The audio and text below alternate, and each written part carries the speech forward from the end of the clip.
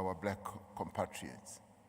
The worker shareholder regime also continues to improve. Now, this is another exciting area where we've been able to make and continue to make tremendous progress. A study by the DTIC found that companies with employee stock ownership employ at least 450,000 workers. More and more companies are opting also in advancing their own empowerment processes to include workers as owners, and we need to ensure that this becomes meaningful ownership. The Black Business Council has a number of ideas in this regard, and we want those to also be incorporated as ideas and as innovative thoughts as we are between the state, the private sector, and other actors in the economy. And yet, as much as we are working to achieve the vision that was set out by our forebears in the Freedom Charter, that all shall share in the country's wealth, we have not yet overcome the structural defects and deficits of our economy. These defects are persistent and they continue to run deep. They are reflected in the high levels of joblessness in our economy. Under apartheid, racist patterns of land ownership strangled the black agricultural sector and in fact destroyed the black agricultural sector that had been grown by our forebears over many years. Black business was relegated to the townships and to the homelands, the so-called Bantustans. Not only did they receive no government support to grow, but they were also deliberately stifled. Black children did not inherit wealth in the form of businesses and capital or housing. And this is where generational poverty was spread around. Because the norm is that you inherit something from your parents, you then grow it and pass it on to your children. In our case, collectively, as black people, we inherited nothing from our parents and therefore could pass on nothing also to our children. So the generational poverty was the inheritance we got as our lives developed and as our lives were destroyed by apartheid policies. Townships lacked industrial and commercial sites, and the infrastructure needed to run businesses was completely absent. Many people, especially black women, faced the obstacles to getting loans, business operating licenses, as well as premises. And even if you were a black man, you just found it impossible to go to loans as you went to, yes, the very existing banks that still operate today. In those days, these very banks found it impossible to give loans to black people. With the country's majority deliberately and systematically excluded from the economic mainstream for centuries, it is little wonder that self-employment and entrepreneurship in South Africa are at lower levels than most of our peer economies. In other upper middle income countries to which we belong, small and medium employers and self-employed people make up around 1 in 3 of all employed people in the rural areas and 1 in 7 in the towns. In our own country, the figure is just over 1 in 20 in both rural and urban areas. According to modeled estimates from the International Labour Organization, business owners in South Africa plus family members who work for them, make just over 17% of the total employment. This is compared to 46% in other countries, for instance, such as China, and in over 31% in other upper middle income countries. Self-employment and entrepreneurship are the engines of growth and job creation in any other economy.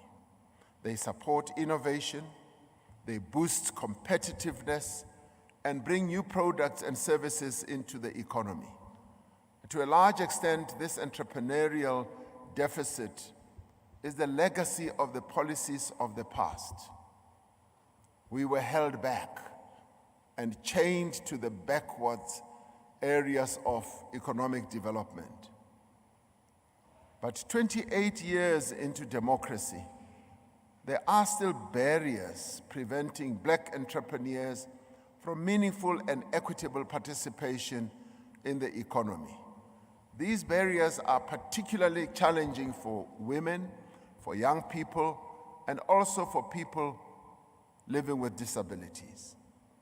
They are particularly challenging for entrepreneurs in townships and also especially in the rural areas. These entrepreneurs have difficulty accessing finance, accessing markets, technology, and infrastructure. There is red tape and other bureaucratic obstacles that continue to hold our budding entrepreneurs back. On a wider scale, there is also the concentrated nature of the economy and ownership patterns and inclusion from major value chains. This is a reality that was also recognized by international bodies such as the World Bank and the IMF, who, when looking at our economy, said the problem with the South African economy is that it is just too concentrated. There are just a few corporations that control everything. So the economy is not loosened to a point where there can be many players and entrants in various sectors of our economy. And this is a particular challenge, particularly when it comes to job creation and to spreading the entrepreneurial flair amongst our people. For this reason, even as we celebrate Black entrepreneurial success, our eyes must look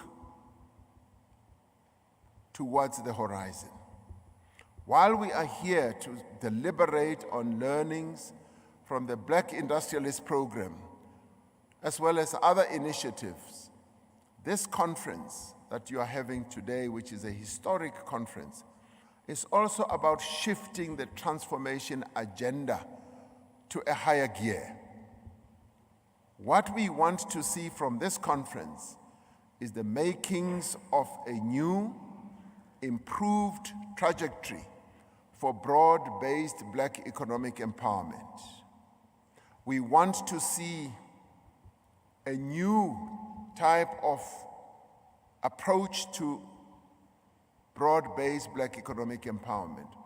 We want concrete proposals on how to leverage both capacity and resources across society.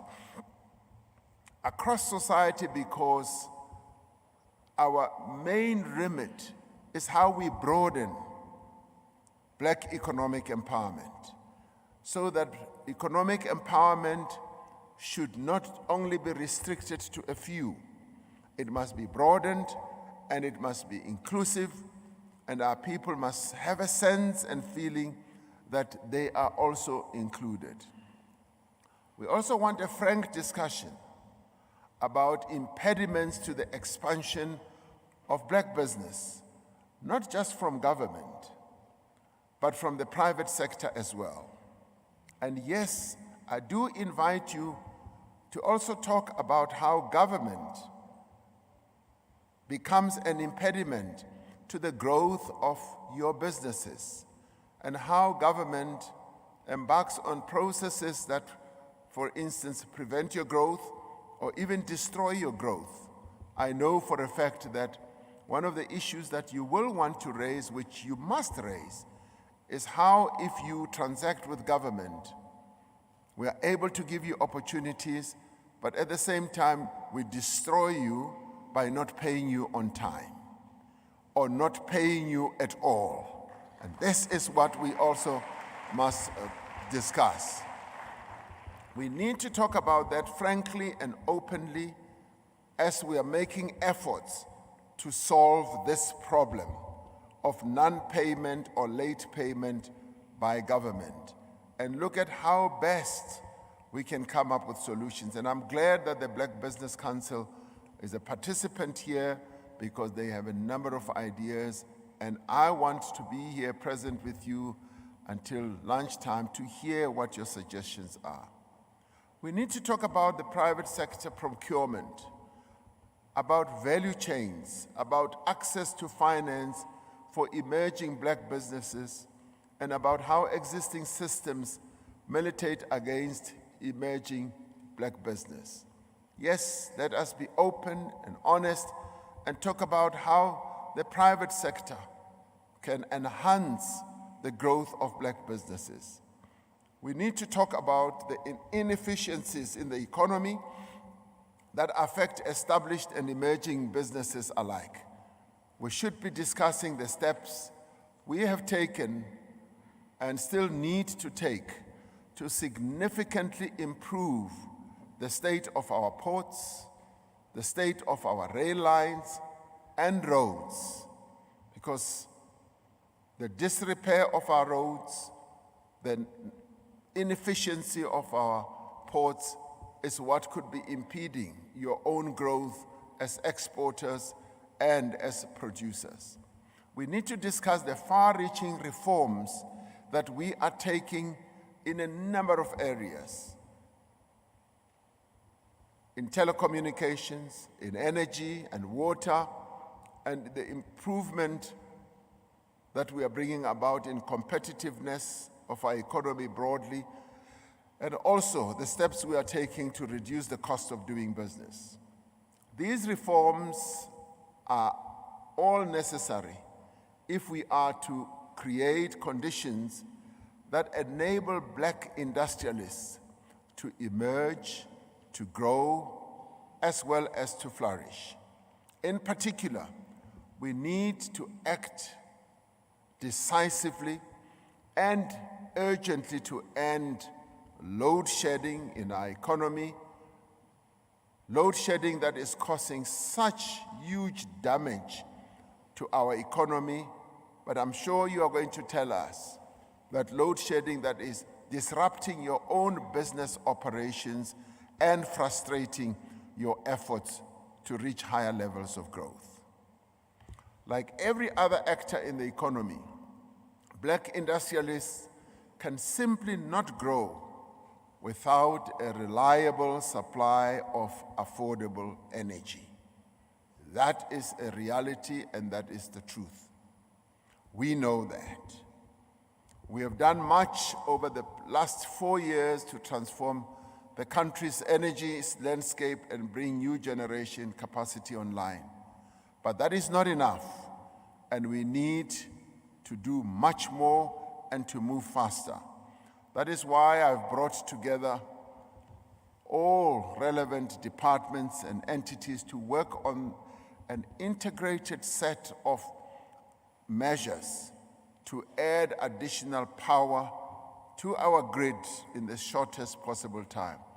We are currently engaged in consultations with social partners on these measures, and will soon be able to announce a number of measures that provides an effective response to the energy crisis.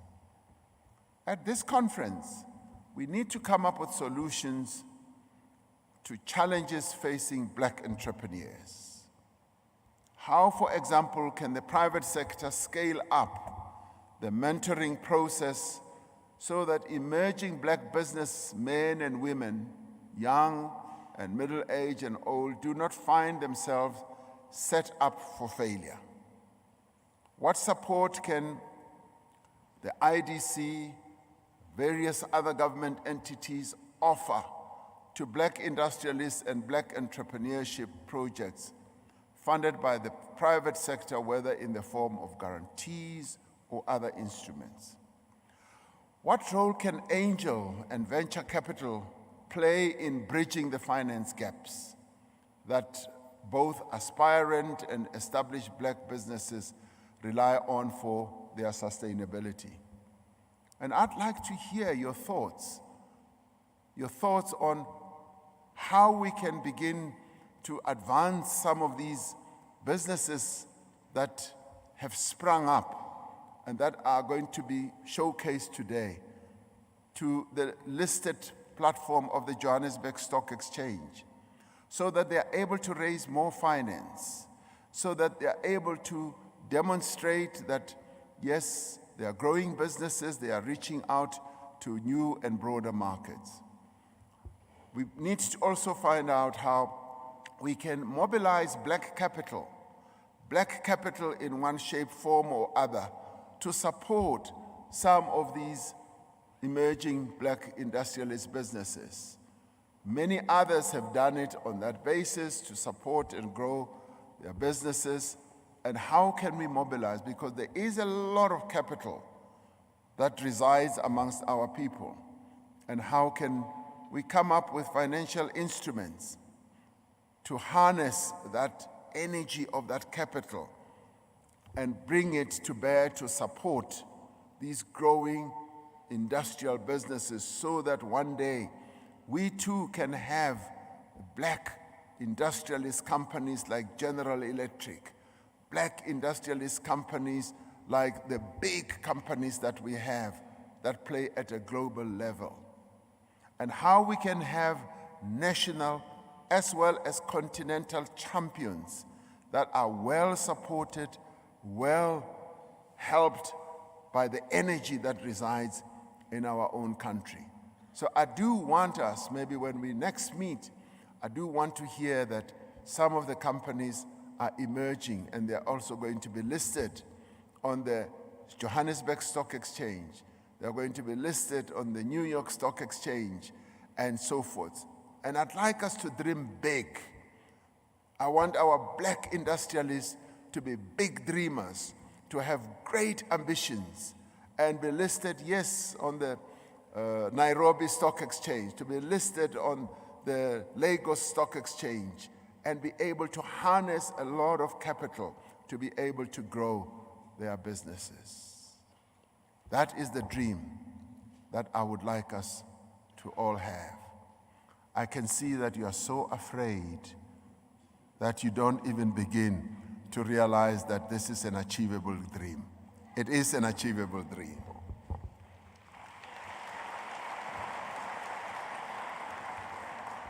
Another aspect that we need to also focus on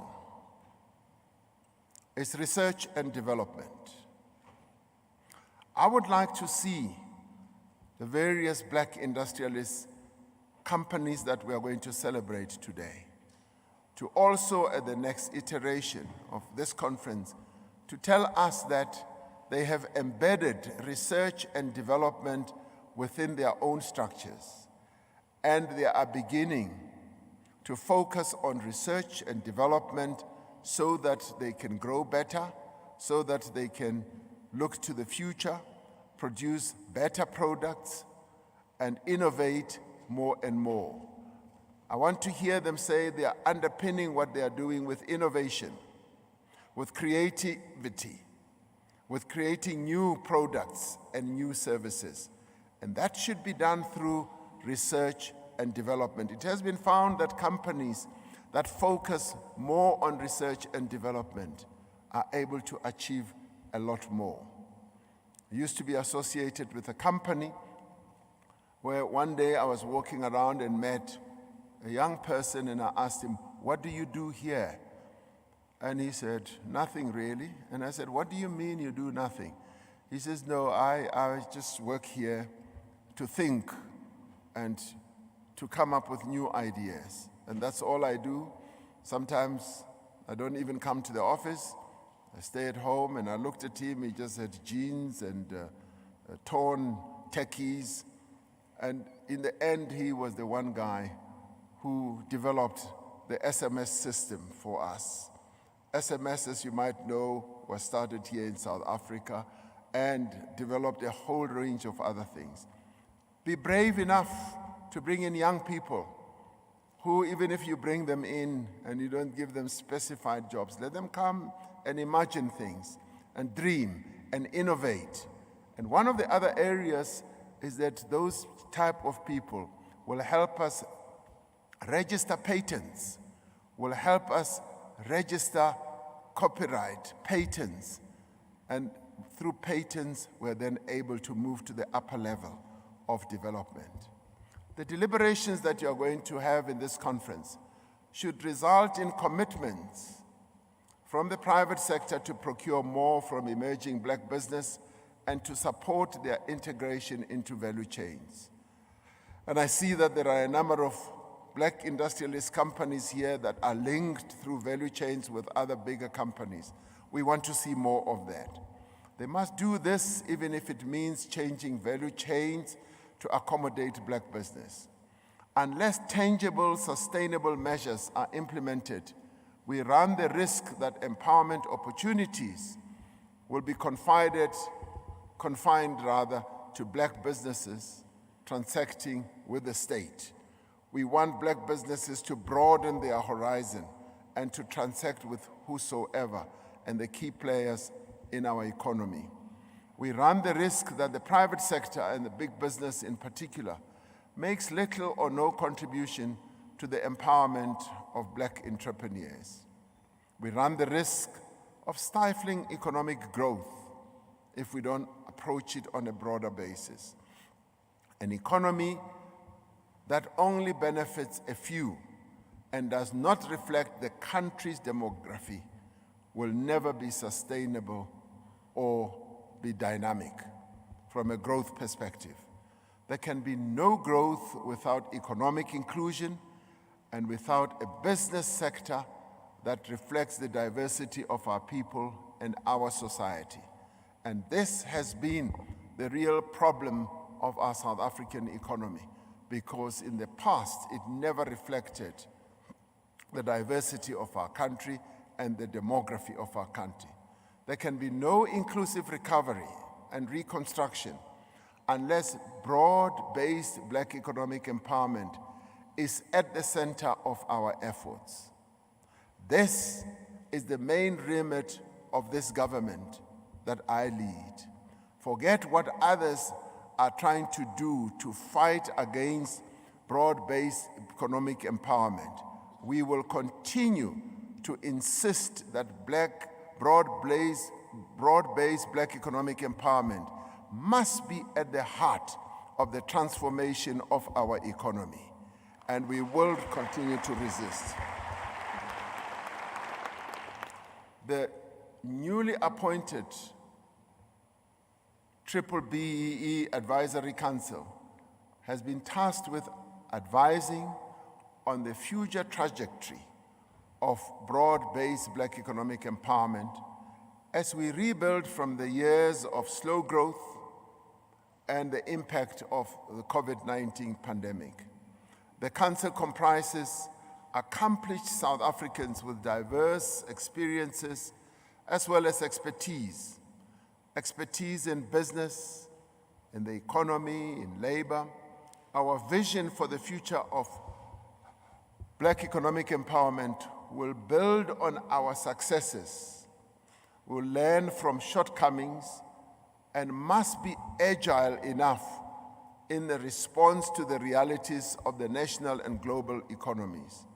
I'm pleased that exporting by black industrialists is one of the themes of this conference.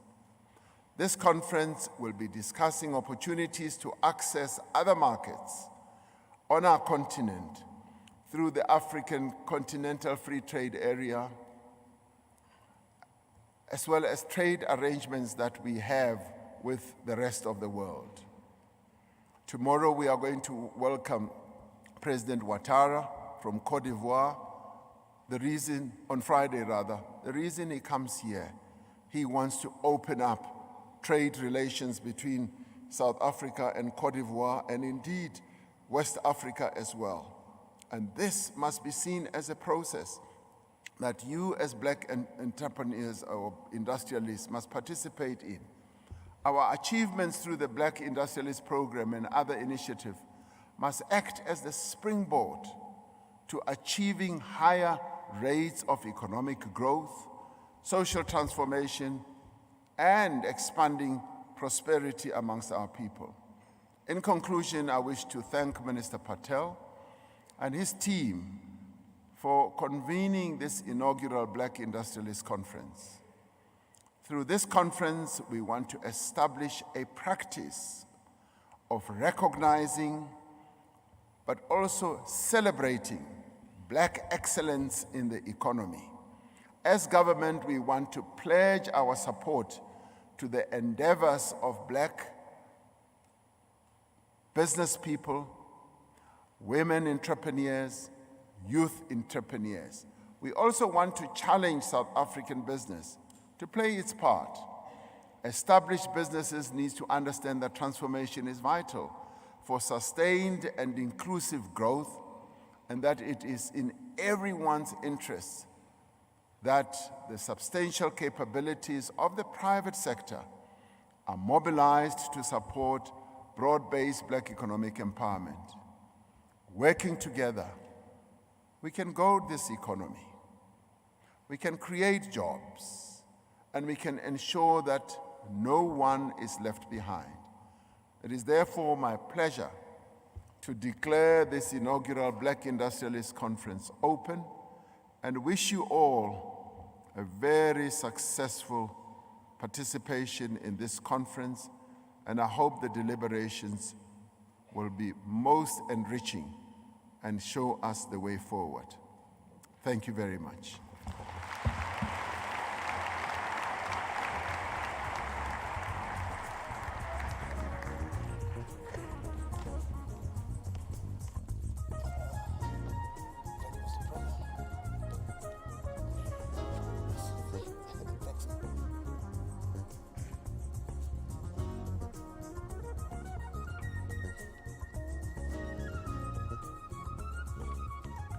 Thank you very much, President Cyril Ramaphosa, for your remarks and also for the well wishes and positive outcomes from this conference. Well, there's still a lot to learn.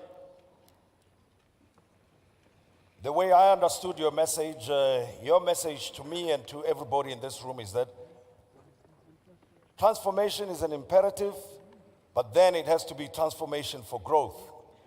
And I had the opportunity recently to interact with some of the industrialists that are being mentioned here that have been given support, and some who have started on their own initiative to grow their businesses. And within that short time, some of my friends were telling me that I've transformed substantially. From talking about offsides football, whether Bafana are performing to par compared to their peers or not, whether my piano is better music than house music. They said, you've changed. I say, why? They said, no, these days you talk about value chains, you talk about global logistics, you talk about input costs, you talk about energy, you talk about market creation, you talk about regulatory frameworks. Hey, who writes him? No, hey, things are changing these days, you know. You engage people, and this is the language they speak, so you better, be up to par with your game. So that is the kind of transformation I think, Mr. President, would like to see, that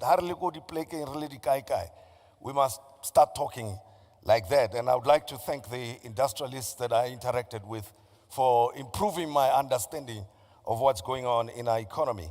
In a short time, we're going to have our first high-level panel, which will look at and assess the impact of broad-based empowerment, what we can celebrate, where we have come to in our journey, and that is going to be chaired by the Minister of Finance, Mr. Enoch Godongwana.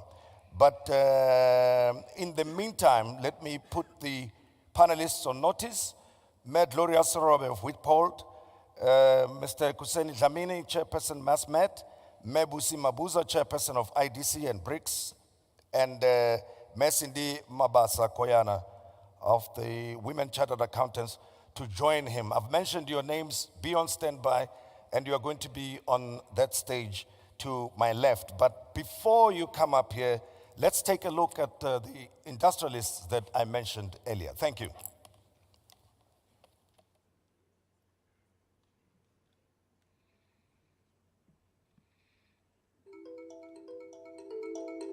The dawn of democracy in South Africa unleashed entrepreneurial potential previously suppressed over decades and centuries.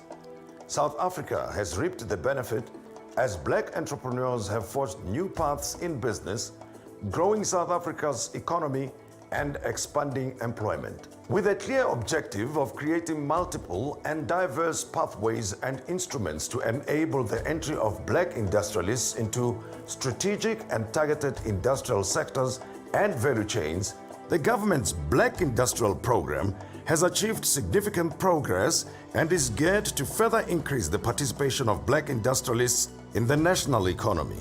Industrialists are important to market economies. Their activities not only drive economic growth, the jobs created are important for national development. In the context of South Africa and its history, the need to promote the creation and long-term sustainability of black industrialists was the driving force in establishing the Black Industrialists Program. Indeed, the South African economy can only grow if we bring more black South Africans into the productive economy. A new breed of black entrepreneurs is emerging. This is a group of individuals who are directly involved in the origination, creation, significant ownership, management, and operation of industrial enterprises. By creating new products and services, they stimulate employment and contribute to national economic development. Allow me to take you on a journey as we explore the work and successes of some of the black industrialists in South Africa.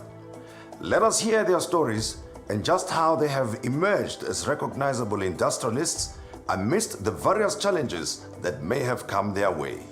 The BT Industrial Group is officially licensed to act as a manufacturer, distributor and exporter by the South African Health Products Regulatory Authority. We caught up with Mr. Khomotso Lekola. Khomotso, pleasure to catch up with you again, my brother. Tell me a little bit more about your business journey before I discuss specifics with you. Went to school, university, joined the corporate sector. About 15 years ago, I decided to go out on my own. I refocused my energies to trying to look more at systemic problems that the developing world, which is where we are, where we could have the biggest impact. So I went deeper into engineering, where we were doing water management on mines. And at the time, we were procuring pipes and other durable goods. Yes. And myself and my team at the time, we got into a debate of saying, if we're going to be meaningfully impacting, should we be procuring? Sure. What if we actually made the products? We decided in 2018 to start producing pipes. And that's really where the story started, is that if you don't control the means of production, if you don't have the know-how, the capability, you're going to be subservient to those who do. We found South African private sector companies that were interested in procuring our product, but we also became very successful overseas. We have not done much commercial engagement on the public sector. So you can imagine now we've developed this really wonderful product. How do you then get it into public sector? Do you do it through a tender? I don't know. So it's not an area that we've spent much time trying to unpack. We've rather focused on where we knew we could make things work in the way which we understand. Khomotso, thank you very much for talking to us. Sure.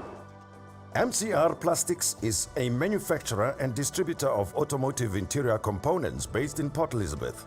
We linked up with Mr. Morgan Waterboer to get a clearer insight on how he evolved from being an employee to become the supplier to VW. Quite an interesting journey, apparently, that you've traveled the past, 20 years or so up to where MCR is today? For 17 years, I worked for Volkswagen, where I will be traveling the world for a lot of projects that we sign off with regards to the tooling In 2019 was my biggest break within the market, to see that there is more entrepreneurs like us needed within the industry to become suppliers to the automotive sector. Hence, MCR Plastics was registered in 2017, but we only started to trade in 2019. Unfortunately, 2020 happened where COVID-19 was a devastated situation for MCR Plastic. Our breakthrough came through Volkswagen of South Africa, where we got our first contract for a local supplier within Kariga. Morgan, thank you very much and all the best to you. Highly appreciate it. Ramco Manufacturing specializes in the manufacturing and supply of complex mechanical assemblies and components for the rail, telecoms, infrastructure and electrical sectors. Established in 2015, the company has a 51% black women ownership held by Mahuma Investment Holdings. The Mahuma siblings, Gwen and her brother Tebogo, let us in on their journey. Thanks for giving me the opportunity to talk to you about your business. Very fascinating story from what I've gathered. We grew up in a family that was business orientated. The first transaction that we did, we have a company called Mahuma Investment Holdings. Mahuma Investment Holdings basically focuses in the infrastructure sector. So when we started initially, we started by buying equity into a company that manufactured roof bolts for the mine. You manufacture petrol pumps now. We are one of the main suppliers for Gibela and Alstom, who are manufacturing trains for Prasa. So we make actually quite a hell of a lot of products for them. Which brings me to my final question then, that South Africa has got a variety of economic challenges. What do you think people should expect, those who want to be like you? As a black woman who probably won't have access to a lot, unlike our white counterparts, it's true, that is the case. But I still say there's a lot of, vice versa, there's also a lot of opportunities because you're black. When we went to the IDC, we didn't think that, you obviously hope you'll get the funding, but we didn't think we will get it, and we got it.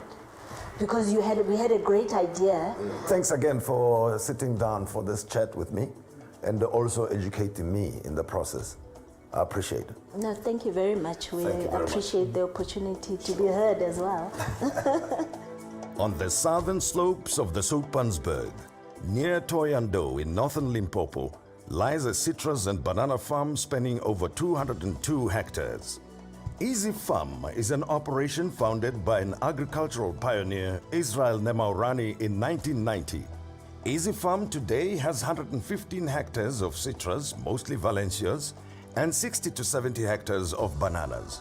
We are now joined by Lavengwa, Israel's son, who is currently running the farm. Tell me the history of Easy Farm. How did it become your family's asset and now in full production mode where it is? Well, basically my late dad started the farm 1990. We were still young by then.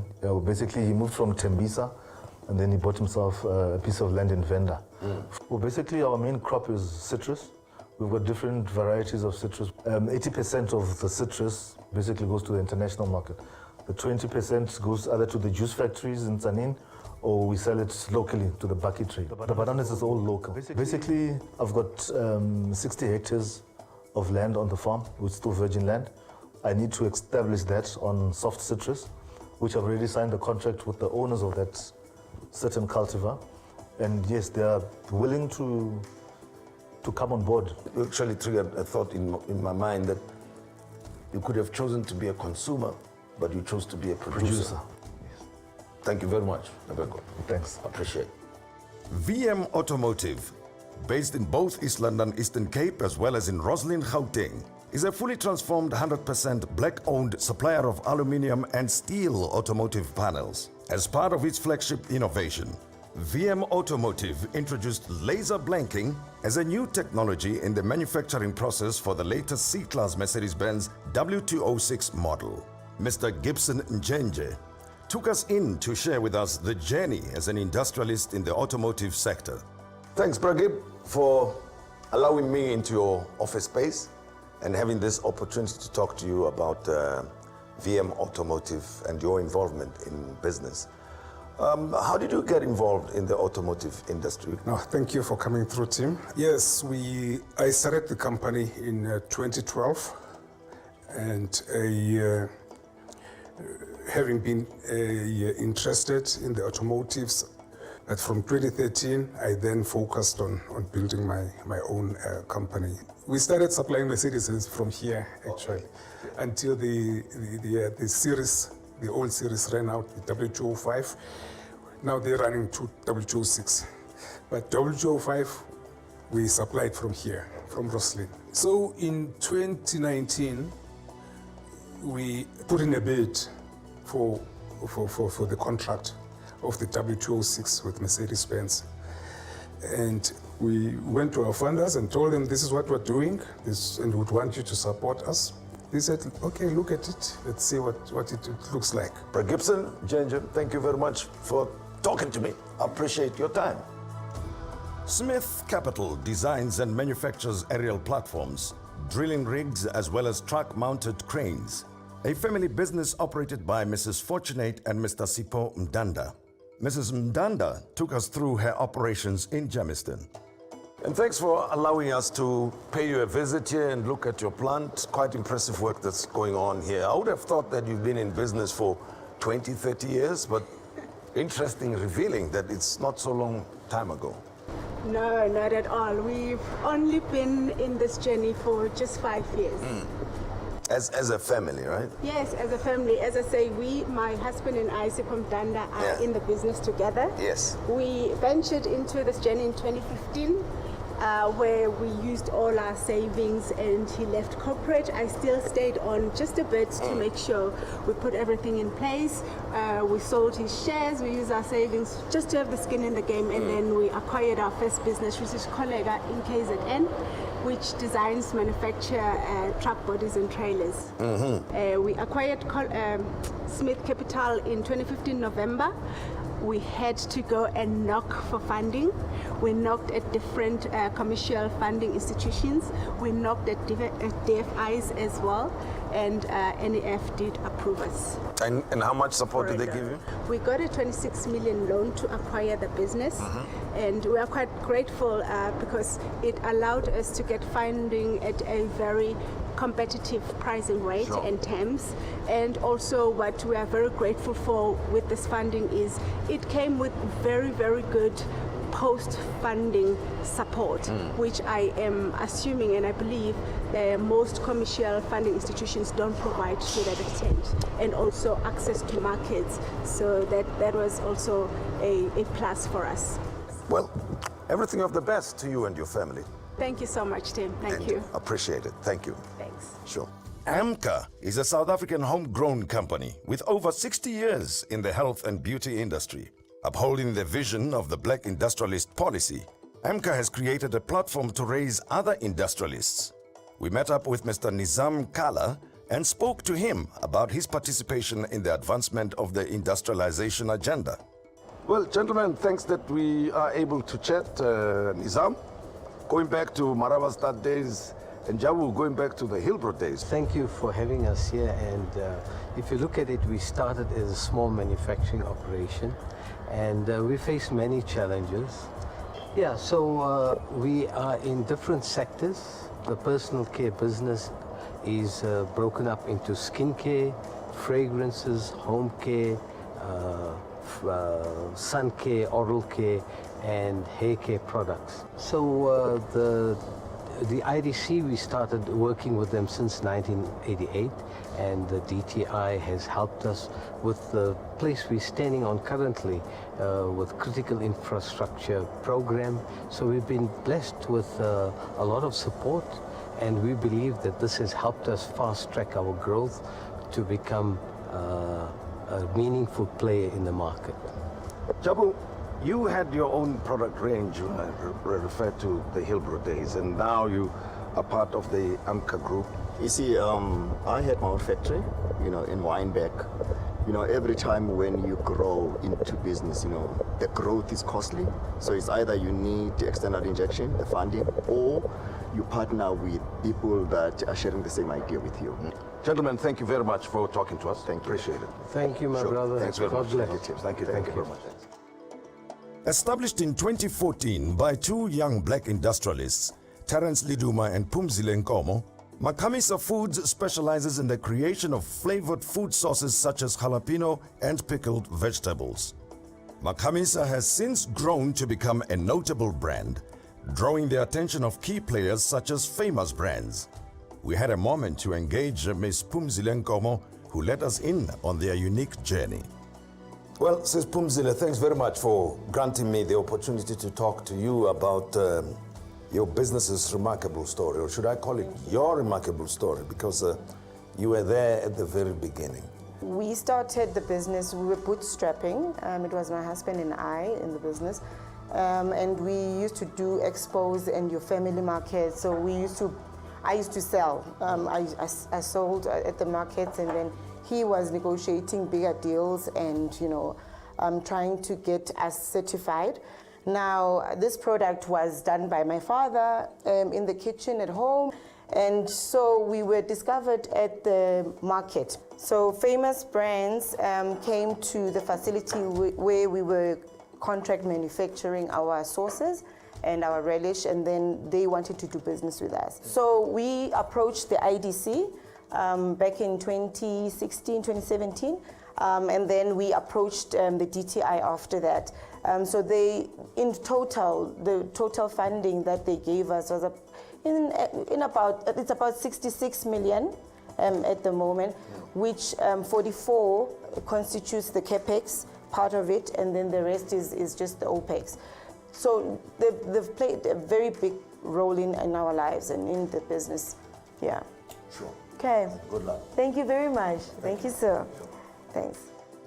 With the type of support as we have seen, the Black Industrialist Program has impacted a wide range of sectors and industries across a range of youth and women-run businesses, including established entities. We therefore invite more entrepreneurs to step up as industrialists and take advantage of the schemes within the Black Industrialist Program, as this will surely help grow the South African economy.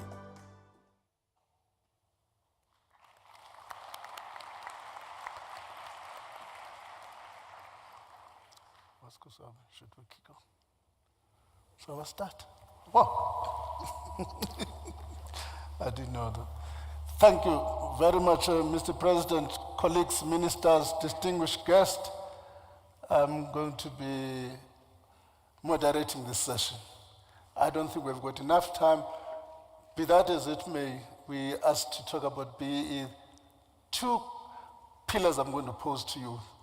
The first one is that manufacturing in South Africa has declined from more than 23%, now sits at between 13 and 14%. To what extent can we use this in black industrial strength to reverse that trend?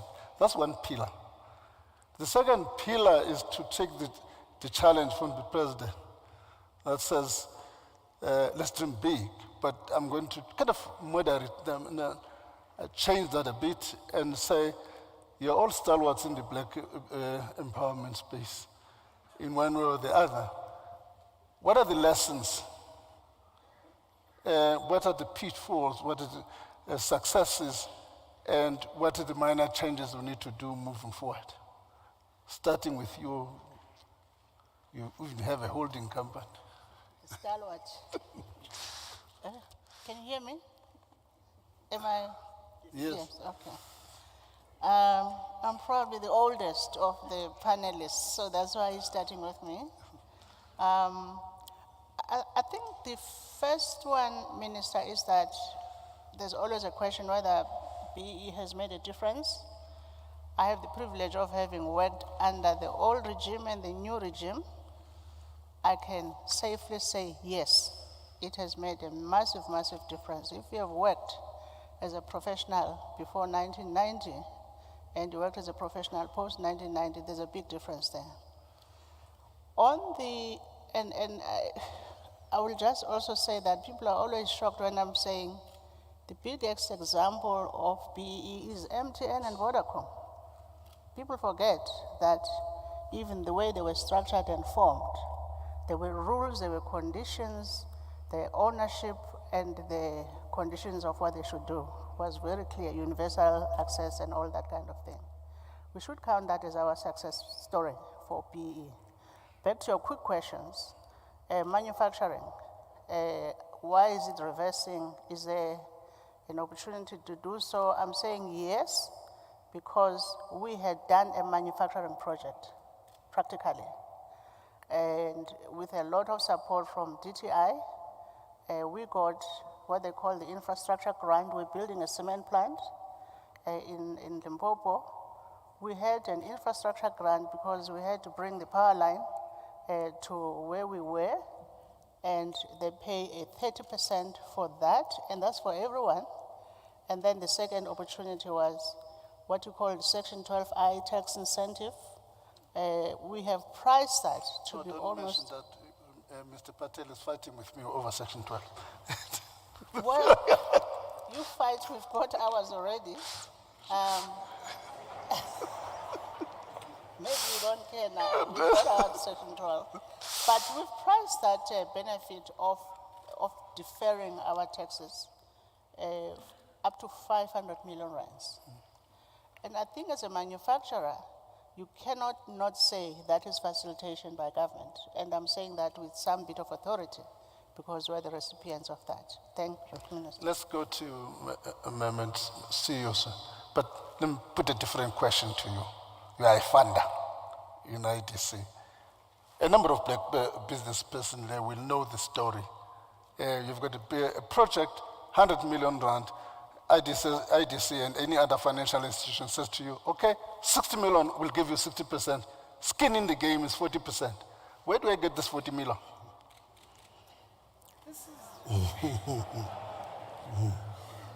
And so says the chair of the Transformation Committee. So this is where the opportunity, I think, is for us going forward.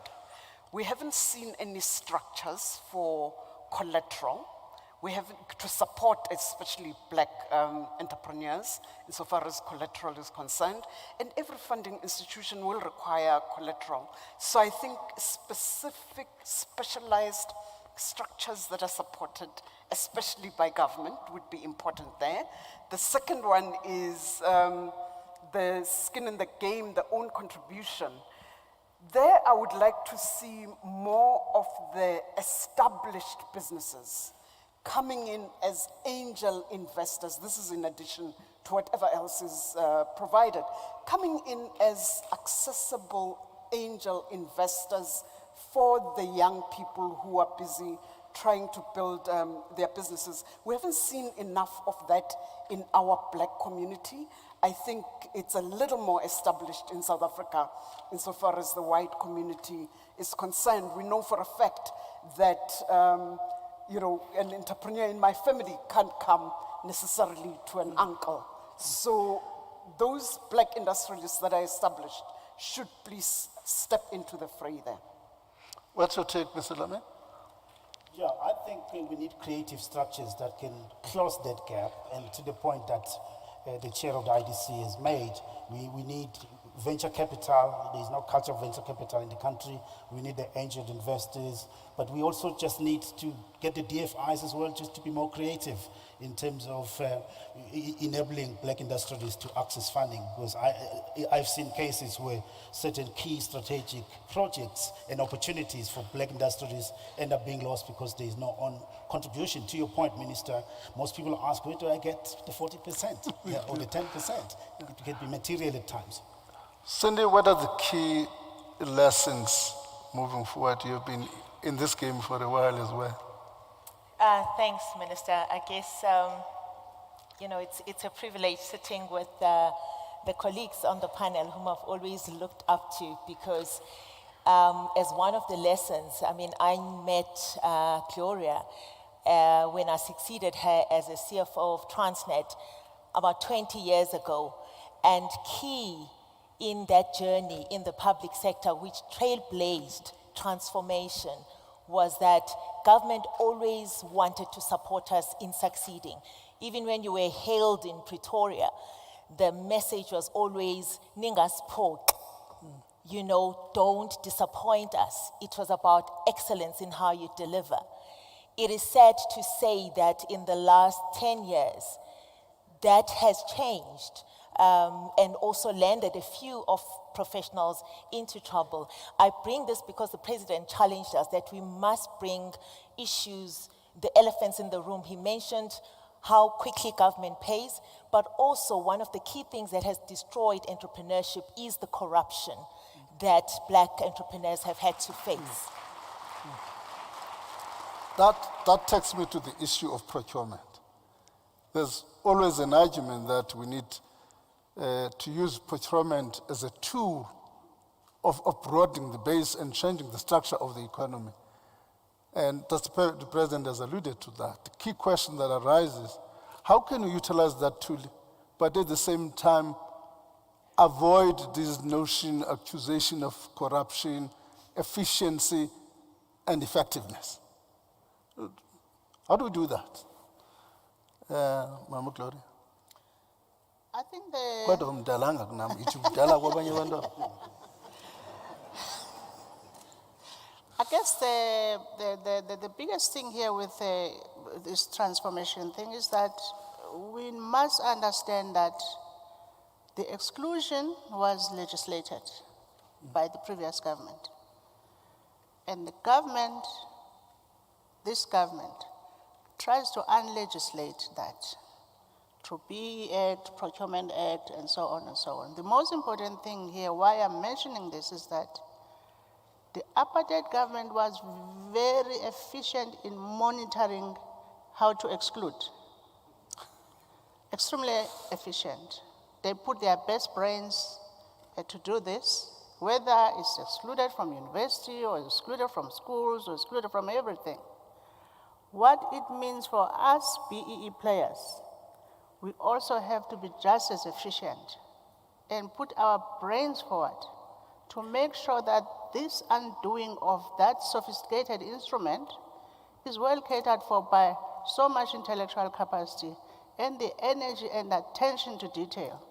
So when we come to this thing about procurement and corruption, if only people could just look at how destructive that whole system is, as to kill just about everything that has been done. We need to be, and we need to call each other out on this matter of corruption. We need to call each other out.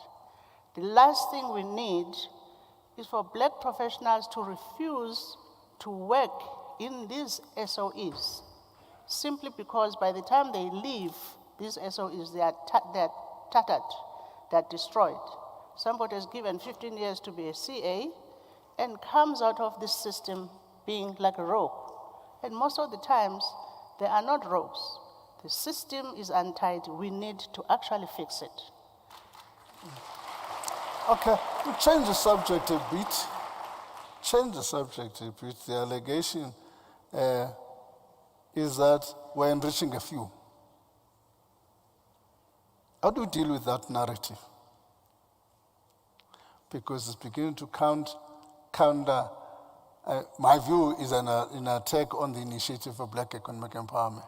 And people are then finding all labels. One is enriching a few.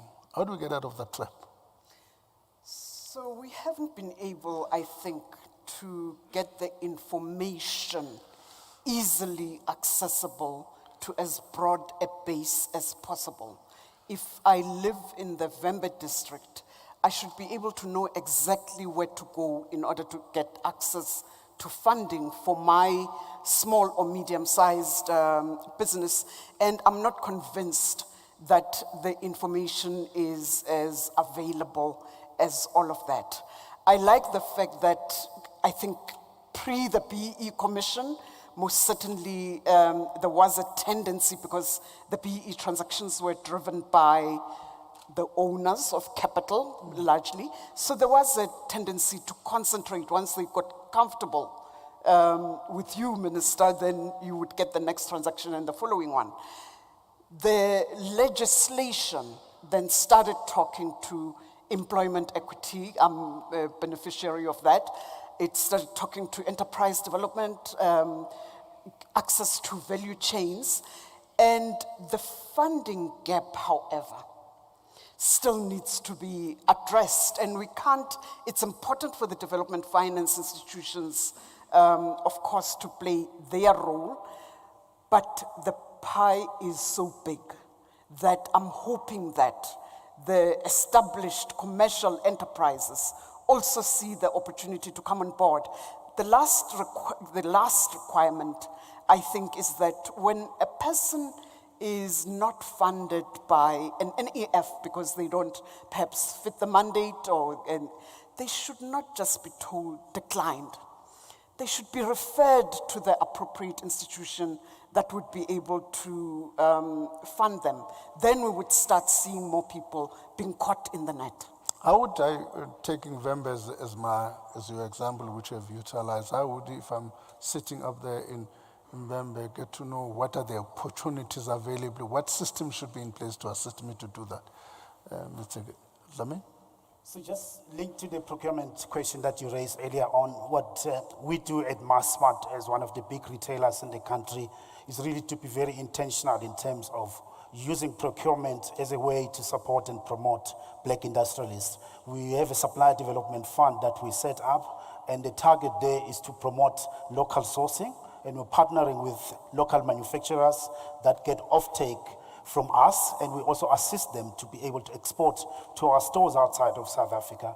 And in some instances, we've also leveraged our relationship with Walmart, who are our controlling shareholder, to assist local suppliers from South Africa to access the global Walmart supply chain. And to the point that the president was making about really having a continental vision of growing black industries that are not just limited to opportunities in South Africa. I also strongly believe that there's a massive opportunity to be captured globally if we target the top global multinationals in the world and try and twin them and align them with local black industrialists. Cindy, just to take on this sector, Massmart belong to the retail industry. There's an allegation that is one of the sectors which is untransformed. It's one of the sectors which is untransformed. It does not do even what he's talking about. Yeah, I welcome the challenge, Yeah. Minister. I'm very happy to say we have a good story to tell at Massmart. No, I'm saying maybe as Massmart you do. Yeah. But is that, Cindy, is that story can be extended to the entire sector? I guess, And I'm just citing not only that sector, there are sectors which are lagging, not moving fast. What instruments what government can do? well, it is true that the highly regulated industries, the ones that license, are the ones that have actually moved ahead. I mean, as we sit here, there's the Sanlam Gauge launch of the assessment of how far have we gone as a country. And one of the things that is coming out very strongly is that your financial services sector, your mining sectors, ICT, because for Spectrum, you needed to actually make sure that you meet some of the broader transformational plans of government. Recently as well, the sugar industry, when it needed the support from DTIC, the master plans are also calling for organizations to meet government's requirements in transforming the economy. BE has evolved in terms of, it has benefited a few or the broad base, because if you all recall, I mean, we could put it probably into the 3 phases. I mean, the first phase in the early 90s, late 90s, we did see your NAILS, your JCI, your Real Africa, and that led to an era where we also started seeing maybe some of the union investment, houses. The second phase was when we started seeing BE looking beyond ownership. And that is when, after the President's B Commission came up with the different structures. And probably third phase is the one about black industrialists, in making sure that we're not just concentrating at an ownership level. Management control is a big challenge as well. That is what the assessment is demonstrating, because you can come and be my shareholder, but don't stay as far as possible from my business, because I don't think you understand it.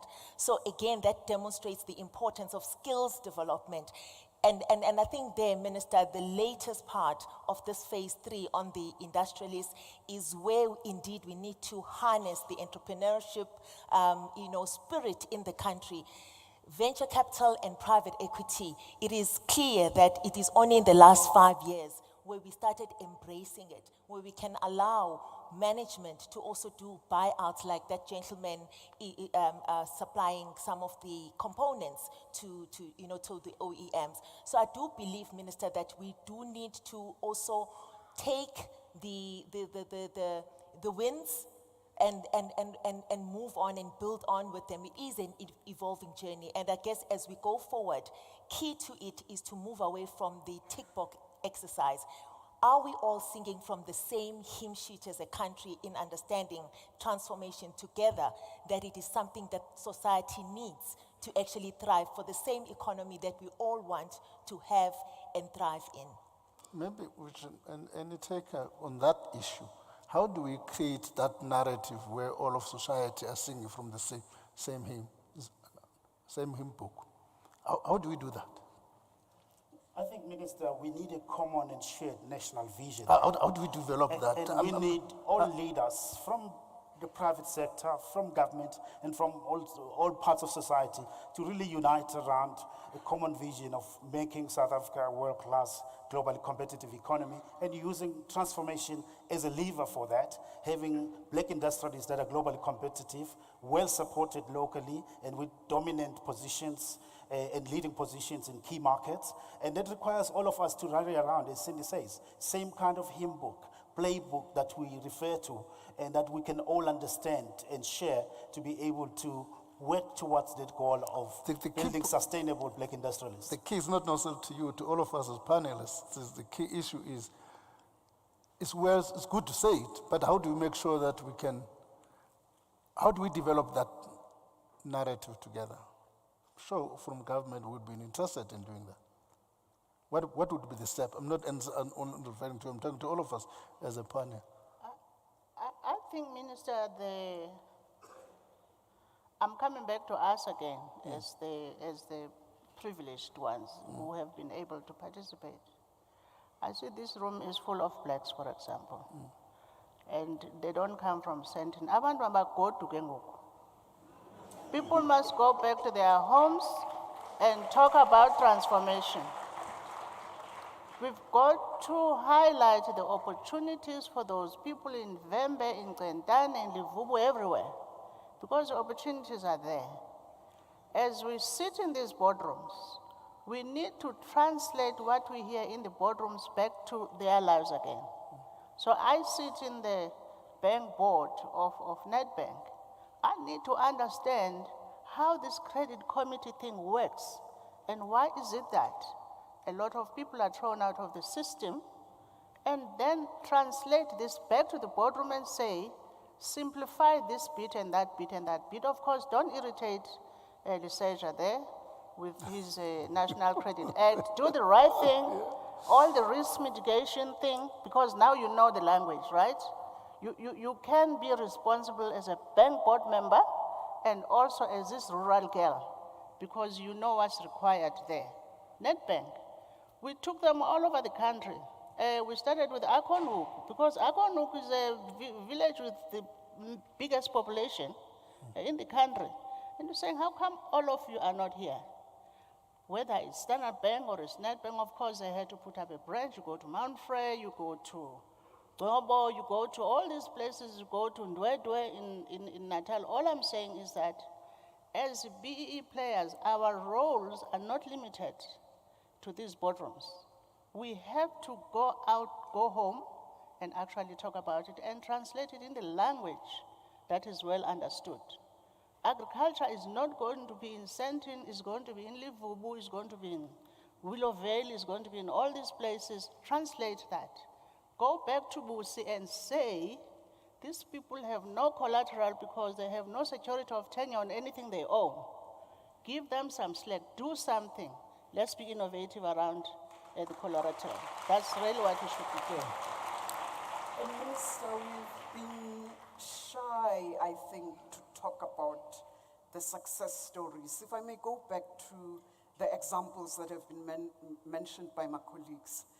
Telecom sector, the license is currency, and it was currency.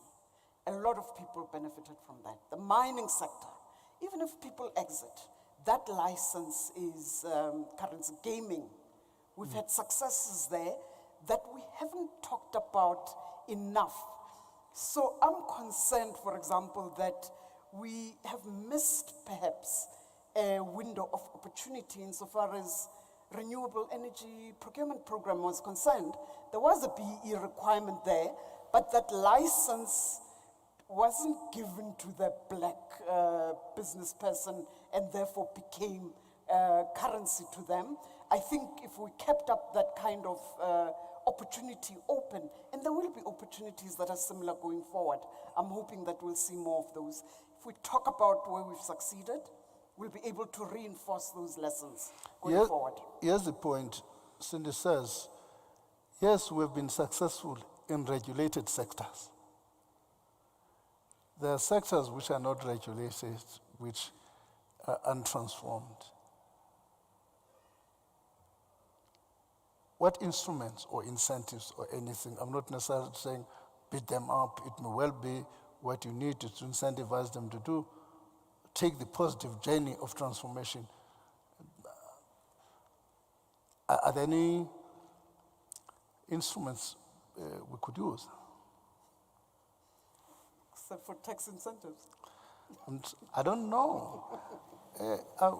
When you talk about taxes, I get worried because. Get nervous. I think, Minister, there is no substitute for setting the right tone from the top. We need leaders that embrace transformation. At board level, you need the right tone. At the CEO level, you need the right tone. We are pleased with the progress we've made in our business at Massmart, for example. Our board is transformed. In terms of procurement, we source 11.7 billion from black-owned companies, 1.7 of which is from small businesses, which have a turnover of up to 50 million rand per year. But Mr. Patel may say, Mr. Patel may say, Massmart is an exception because some of those conditions are conditions of the sale. Which means it does not apply to all the sector as a whole. Massmart becomes an exception in that sector. What I would like to give credit to is Minister Patel, his visionary leadership. Yeah. He was very instrumental in the setting up of the Massmart Supply Development Program, which has done incredible work, and we're continuing to work with the DTIC team to do even more. We're encouraging our colleagues in the retail sector to do so. Some of them come to us to share, to learn from us and ask for advice. But I think you need an industry-wide in scaling up of our approach to supporting transformation. It can't just be one company. It can't just be a few. It has got to be something that cuts across the entire economy and across all sectors. Cindy, that was your point. That was my point, Minister. And I guess one of the things that became very clear as citizens of the country was the looting in KZN, where, yes, there could have been other elements to it, but core was where people felt they had nothing to lose because they had nothing anyway. And we were very robust in our conversations around the township economy, which meant we needed to have visible plans. That conversation, I must be honest, rose, and it's faint at the moment. So it is important that we are very clear around some of those plans. And the issue of leadership, as Kuseni says, is very important in setting that tone, because even as we speak about black entrepreneurs, there are certain behaviors. There's also, it's not everybody who's an entrepreneur, but if we want to play in that space, there's also a discipline, and some of the things that we also, when we talk about skills and development, it's not just the hardcore skills. There are also the soft skills in how we will succeed sustainably for generations to come. Because again, we need to probably start moving away from a mentality of being spenders. It's sad as a country when, it's a great business, I can imagine the July handicap, but when we are also ridiculed around the spending mode, in terms of how many bags or how many, that were bought for just that weekend could have taken so many children to school. So it's also a mindset of everybody. So that whole conversation as a people is very important amongst ourselves, starting from the top and even in our families. The issue of transformation is a conversation across the vertical lines. As an entrepreneur now, I also come from a broad-based environment because we were fortunate in trying to build the number of black women CAs because we felt the sense of giving back. When we woke up at the time, there were few of us, only 2% in the country, and now we are 15%, but still of a 50,000 that must support this growth in the economy that we need. We've only got 50,000 chartered accountants in the country. I'm talking everybody.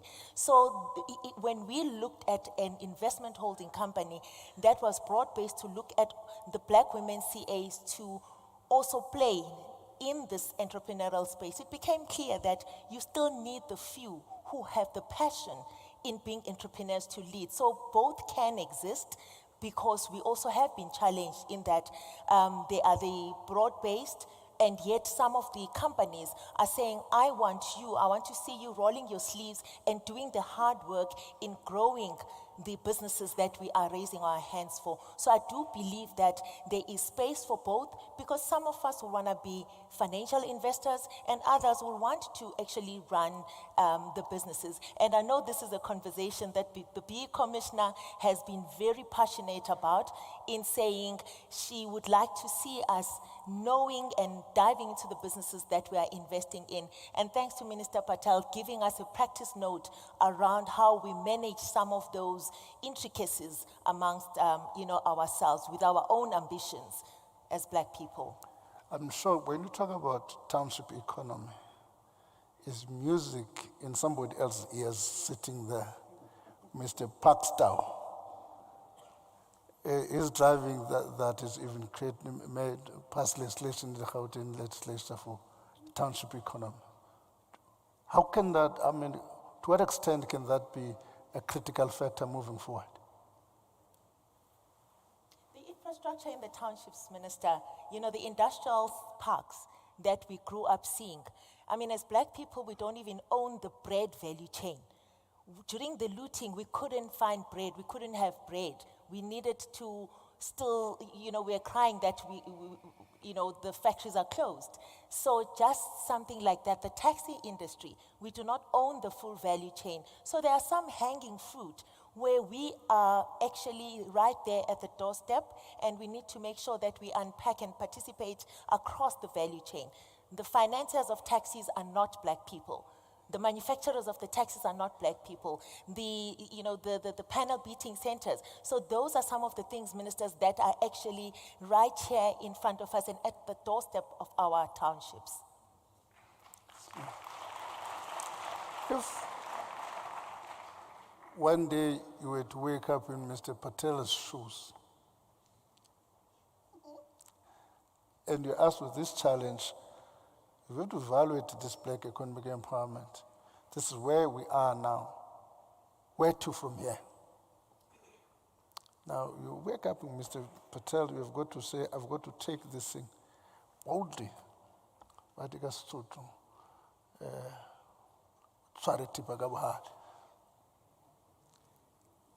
What would you do?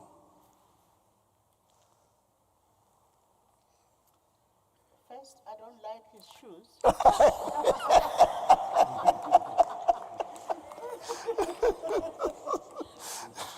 Very stylish.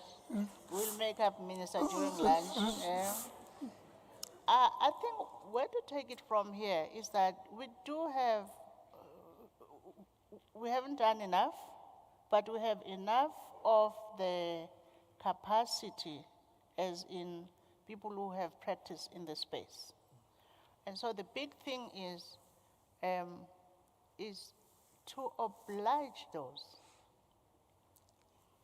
to assist government to do more. By that I mean, we now know the tricks of the trade. We have seen sham transactions. We have seen, we've been hit hard by that the Financial Services Charter is still not getting there. It's still requiring things that people don't have. We've seen a lot of things. What are you saying about me? I'll bring that to you. And then we've also seen, for example, how, in spite of how we want to be strong in agriculture, we are very strong in agriculture.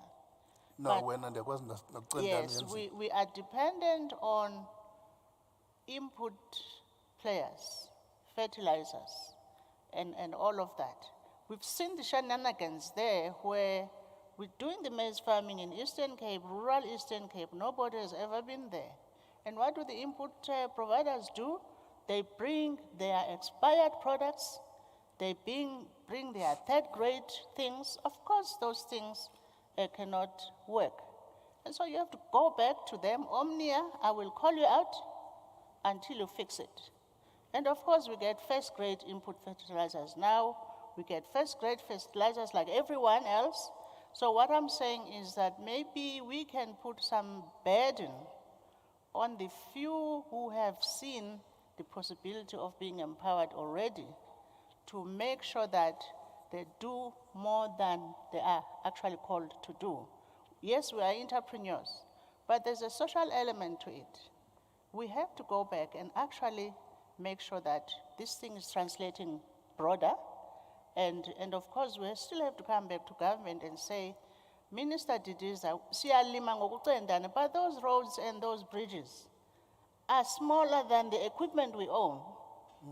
So Minister Didiza must go to Minister Mbalula and say, put those bridges there, make those roads waterproof because it rains there, that's why we are there. And so, but to share with government with practical things as opposed to just whinging is really what we have to do. I've taken over from the president. I've appointed you as ministers of trade and industry for a moment. We're so sensitive at some stage, Minister, that women were being excluded from the transformation that the country was driving. We continue to be because that hasn't been fully addressed yet. We are not showing the sensitivity to the youth being left behind. I think we need to start paying particular attention to how youth can be included in this drive towards a more inclusive economy. I don't think our companies will be healthy until we find some kind of working model of employee worker participation. There are examples that are working. We need to learn from those and deepen that. The final thing that I personally like is the opportunity of the retail schemes, but it's of course outside of the Black Industrialists opportunity. Let me just say, the World Bank has published a report. They normally do an update in every 2 years about South Africa. One of the reports they published was the level of concentration in the economy. Recently, the Competition Commission has published the same kind of talking about the level of concentration in the economy. How does that impact both on spreading the cake and on developing Black industrialists? I think, Minister, that can be an impediment in terms of creating opportunities for new entrants in certain key sectors. It's something that requires very smart regulations And I think Minister Patel and his colleagues are very much capable of helping us with that in terms of coming up with mechanism that will open up spaces. You are right, there is a lot of concentration in certain sectors of the economy. But also having said that, if we look at some of our companies in global terms, they tend not to be as big as other multinational companies. We do need African global champions in the global economy that can be leaders in this or that industry. Take the likes of Samsung, for example. Take the likes of GE. President was mentioning GE earlier on. Yeah. We need to conceptualize and come with some ideas to create global champions that are from South Africa while democratizing access to for black industrialists to the local economy, because that is a barrier. In 2 minutes, now all of you, moving from you back, what do you want to say about black industry? Tell a message to the President and Mr. Patel. What is to be done? We definitely need to see an enhancement 2 minutes. of new cakes, because it's not about slicing the cake into thin slices. For example, industries that are new, we need to then make sure that black businesses are leading in those industries. The biofuels, for example, Minister, in the sugar cane business, as we diversify away from sugar, the fintech space, we need the new industries to be driven by black people. Mr. Kusen? First point from my side, I'll say to Minister Patel and the President, we've come thus far, we've noted the successes, but we still have a lot to do. We now have 900 black industrialists. What is the target for next year, for the year after?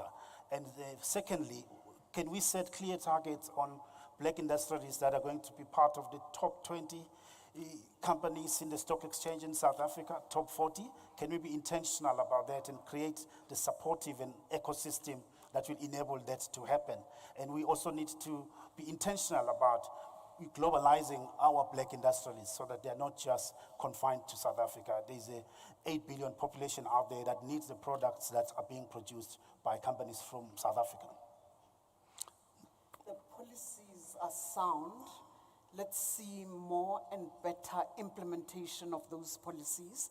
And where we identify gaps, such as the funding gaps, you raised the collateral and the own contribution gaps, let's be innovative and creative around supporting that, because then we'll be able to achieve the intentions. Your parting shot? My parting shot, you said we must address the President and Mr. Patel. And Mr. Patel. Although you don't want his shoes. No, the first one, I would say that, and I speak now on behalf of the black professionals. Can government just leave them alone? Let them do what they are trained to do. We want them to come back into the SOEs. And most of these SOEs, that's the only privilege you have, to be an aviation specialist, to be a railway specialist, to be the ports, to be Denel, and all of those complicated things. You can only find them there, to be an authority on pipelines. And so if we cannot get these black professionals into these entities, simply because they are suffocated by government sometimes with seriously corrupt instructions, we are contaminating them, we're killing them, and we have lost them. We just want to bring them back again. Thank you very much. Thank you very much. This is the end of this first session of and I thank my panelists. I think the message has come through that transformation is here, and transformation has been successful. When it has all its pitfalls, we must correct those pitfalls and move forward. Thank you very much. Thank you.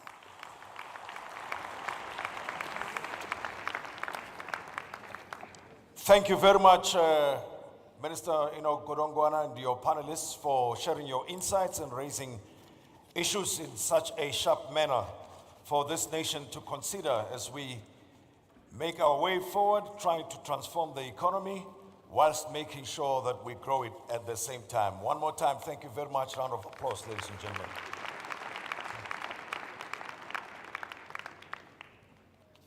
Mr. President, I'm going to ask you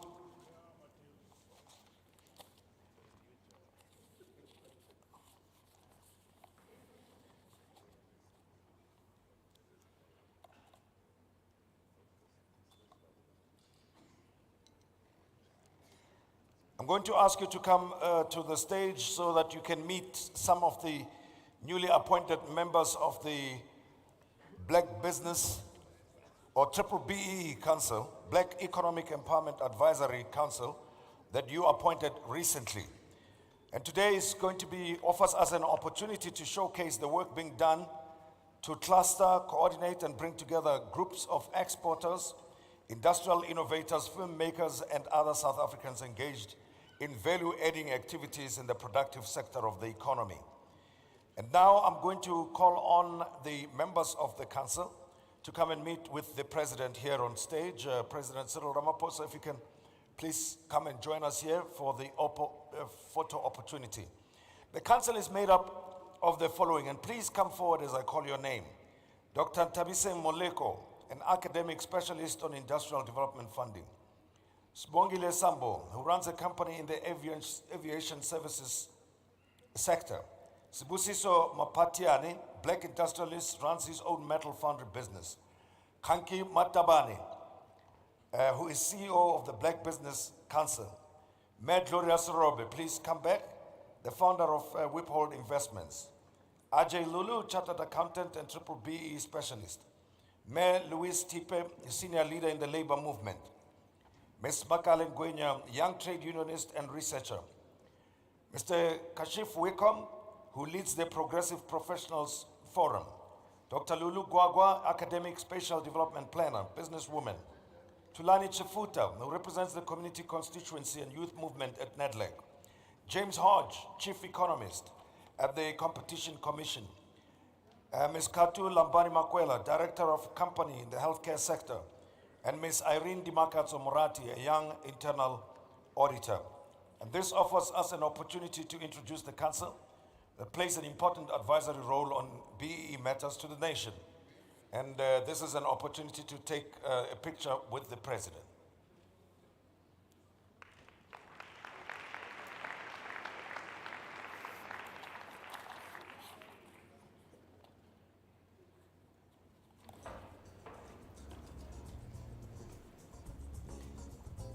I'm also going to ask the Black Exporter Network members to start preparing to come forward.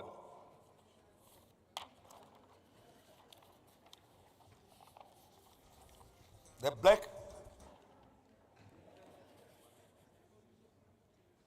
Export Network, made up of several companies, including Amangoma Resources, Blendtech, Dosot Food Corporation, Desoft, Eastern Trading, Elegant Line, Chemicals, Epic Food, Flat Food, GM Boilers, Ikusasa Green, Laser Mold, and several other companies. Please, if you are a member of the Black Export Network, come forward, and there is an MOU that's going to be signed between the representative and the Minister of Trade and Industry and Competition, Minister Ibrahim Patel. Be on standby. As I've said, in the meantime, please come forward, members of the Black Exporter Network.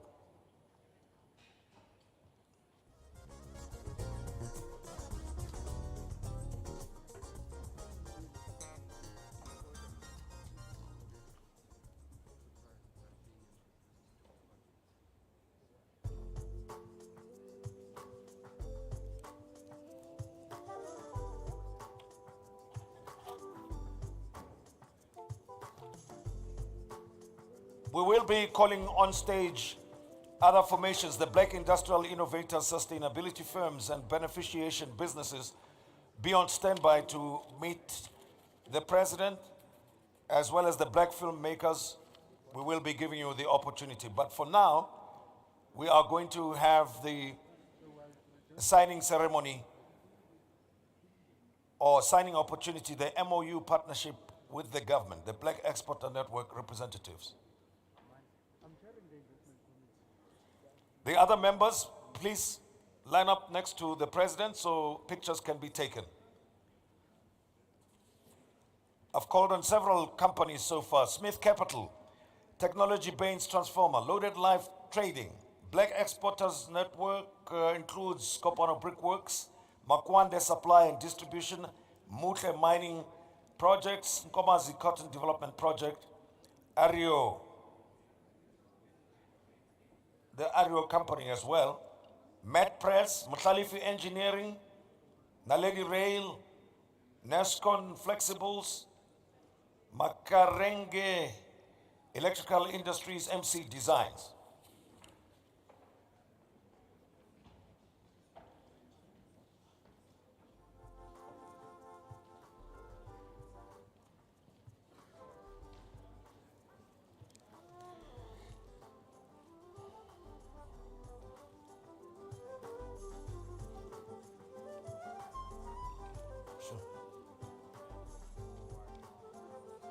Yes, yes, yes.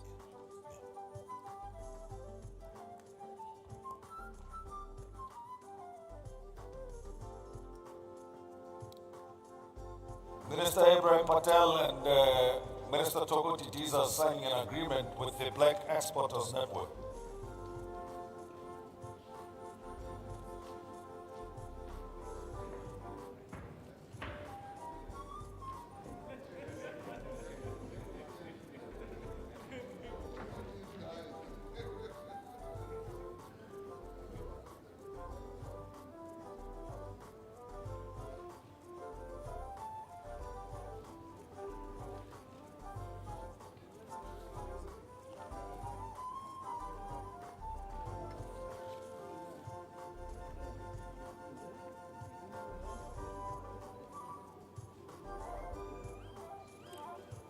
In the meantime, the Black Industrial Innovators, Sustainability Firms and Beneficiation Businesses be on standby. This is a network that's been launched today, and it's made up of the following companies.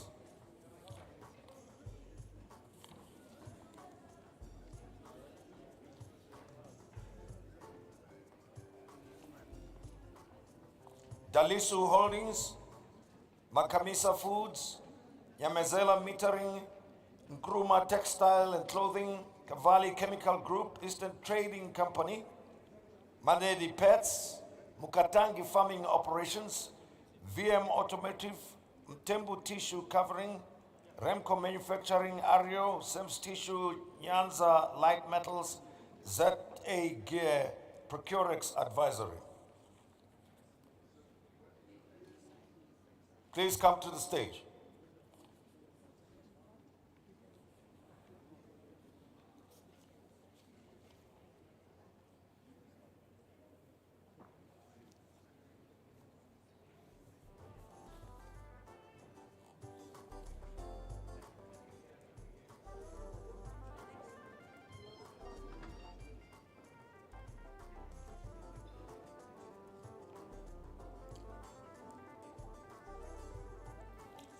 And then the automotive network be on standby.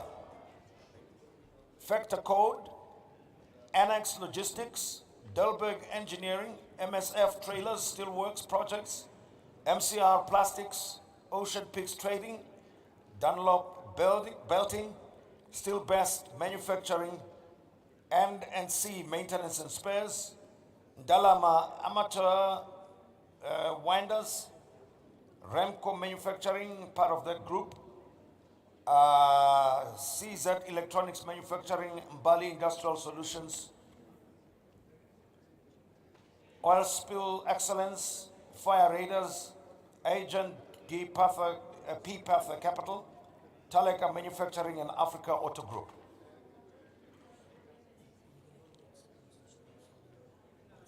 Oh, they've taken the table away.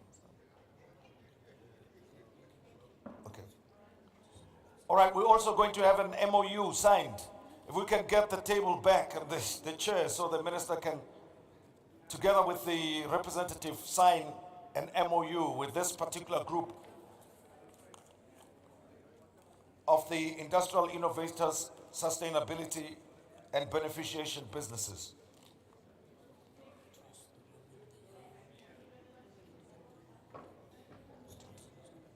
Oh, we must do all of them. Okay.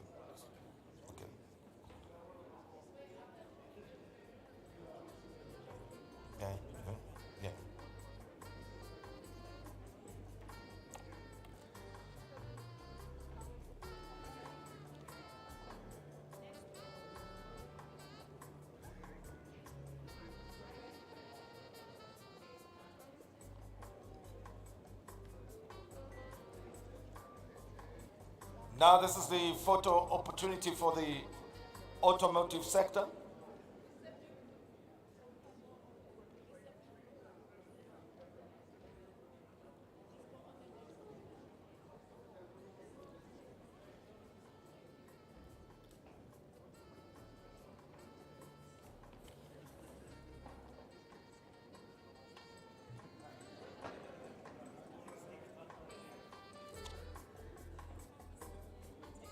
Luma.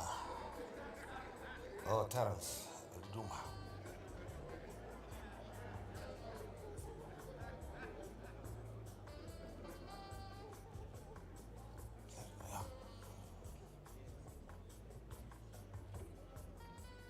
Yes, one more, but no.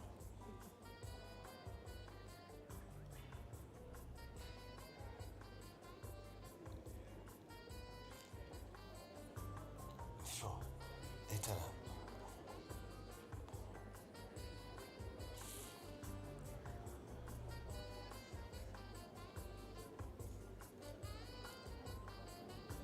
Just and we'll be doing everything. Yeah, we did. Yes, yes, yes.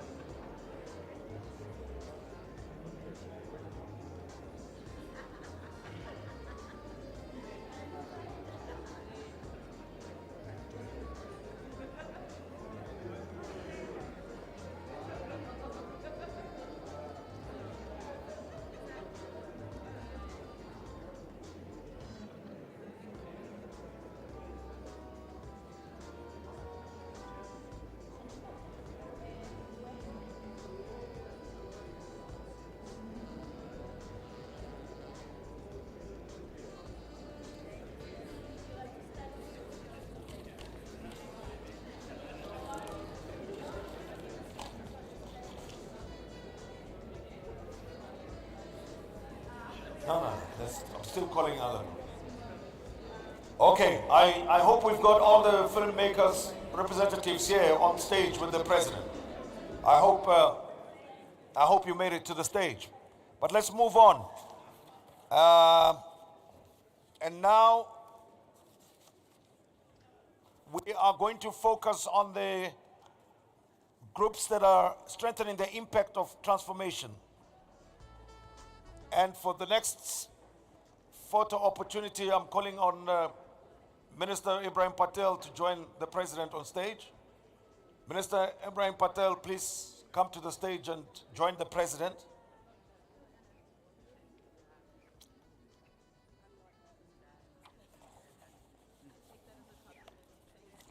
And here we're going to talk about Worker Owners Network, the network of women industrialists, network on localization, network of young industrialists, and black automotive component makers.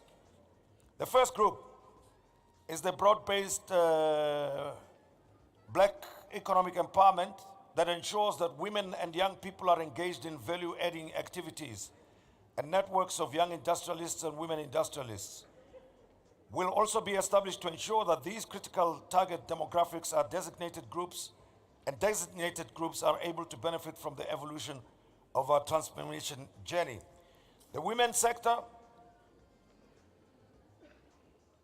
the companies are Ario, Sehata Milling, B African Gold, Cabinet Connection, Ilanga E-Waste Management, Eben Crawl, Masodi Organics, Linson Nambi Banca Services, Afro India Rolling Mills, Equal Elm Trading, The Concrete Hub, Jacobs Gem Company, Global Health Biotech,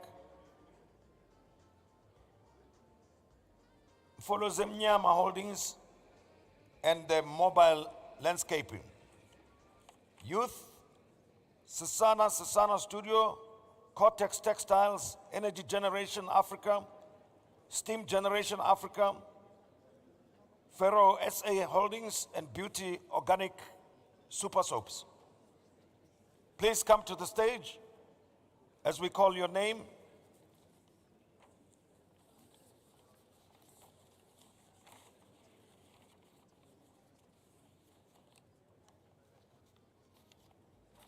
And then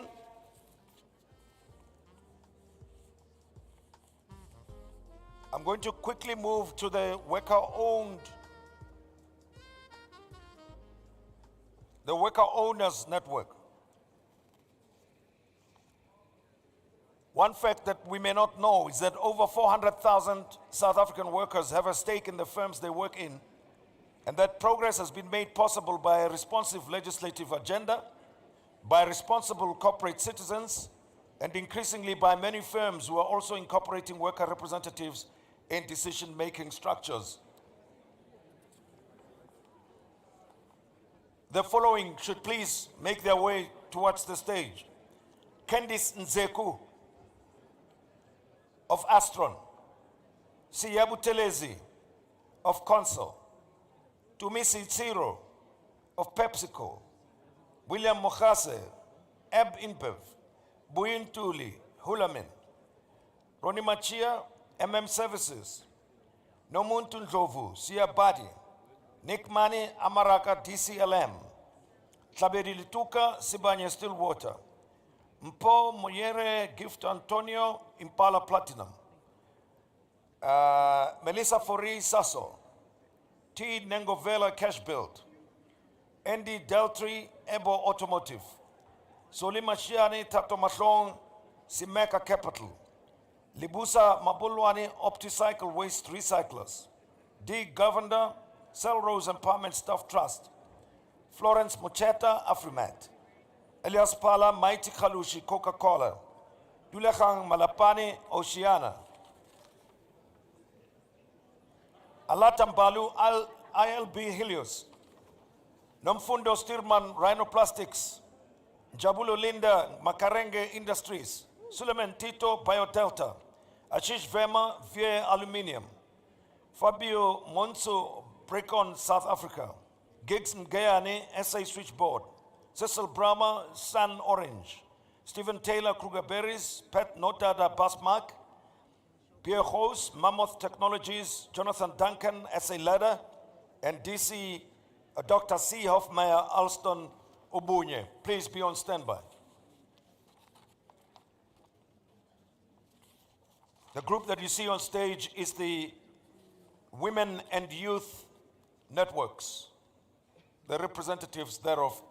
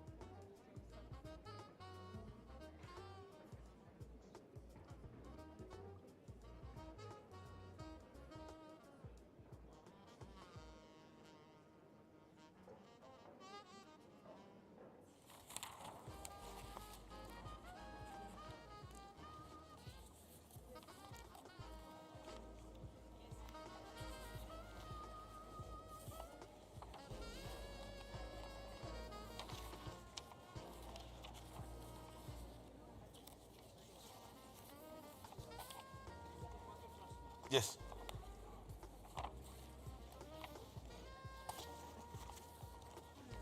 As indicated, the group that we see on stage with the president now, these are representatives of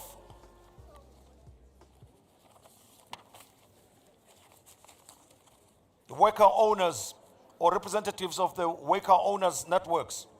I've already called them out by name. Please get on the podium with the president for the photo opportunity.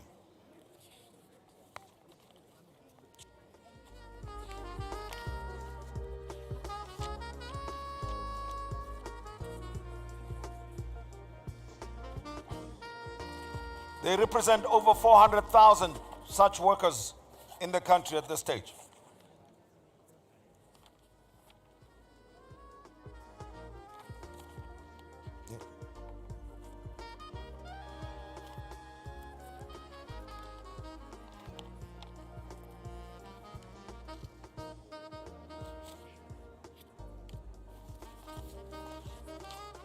That's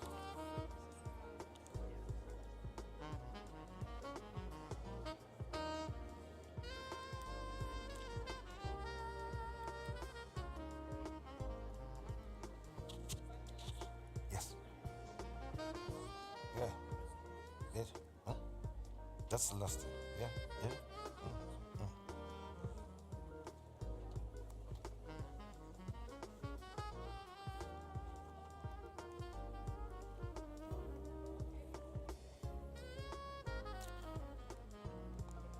Okay, thank you very much. Now, those are some of the networks that are represented here this morning, and thank you very much to the representatives of the worker network. Thank you. And Mr. President, thank you very much for obliging us with this photo opportunity. The next session is going to focus on strengthening the impact of transformation, what we should focus on and where we should go. Minister Ibrahim Patel is going to be on stage with the following panelists: Nolita Fakude, the chairperson of Anglo-American South Africa; Elias Munake, the president of the Black Business Council; Zingiswa Losi, the president of COSATU; Mcebisi Jonas, the chairperson of MTN; and Sabine Dalomo, CEO Siemens South Africa. Mr. President, thank you very much for giving the different networks the opportunity to be with you. And Minister Patel, the opportunity is yours. Sabine, thanks so much to for share coming. with us Great having you ideas on how we can strengthen the impact of transformation. Thank you.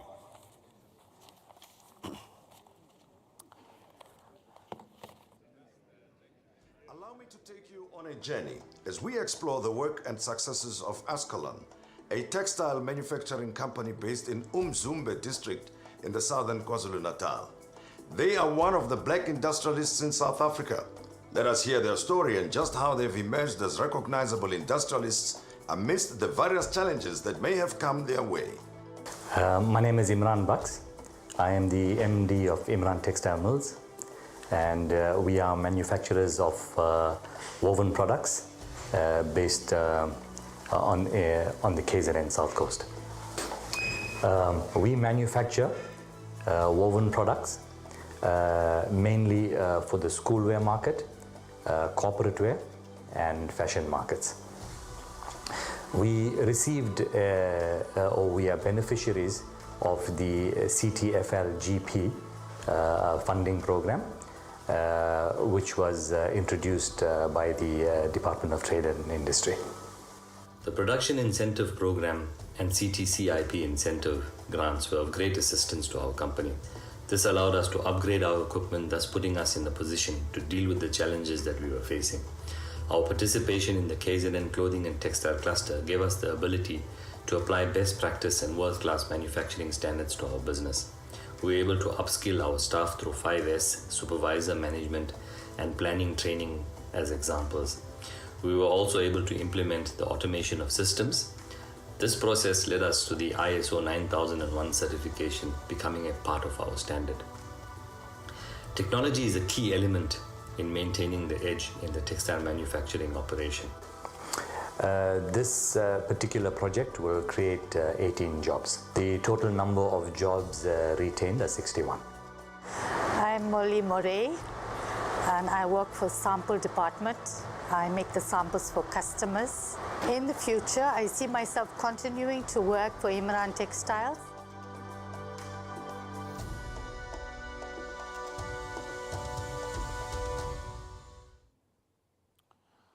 Good afternoon, ladies and gentlemen. We have a very distinguished panel of people who are going to talk really about the future.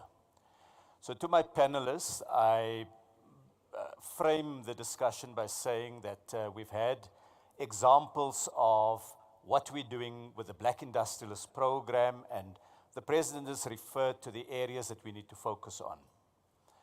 My question to you is, what do you think we're getting right? If you had to pull out one area that you think we're on track, what is that? And then I'd like you to tell me one thing that you do differently, where you think we need to change or address matters first. And I'm going to ask first Kebisi Jonas. Kebisi, you've been in government. You were Deputy Minister of Finance. You were an MEC for Finance in the Eastern Cape before that. You're in business now. Reflect a little bit, what are we getting right? What should we do differently? Thank you very much, Minister.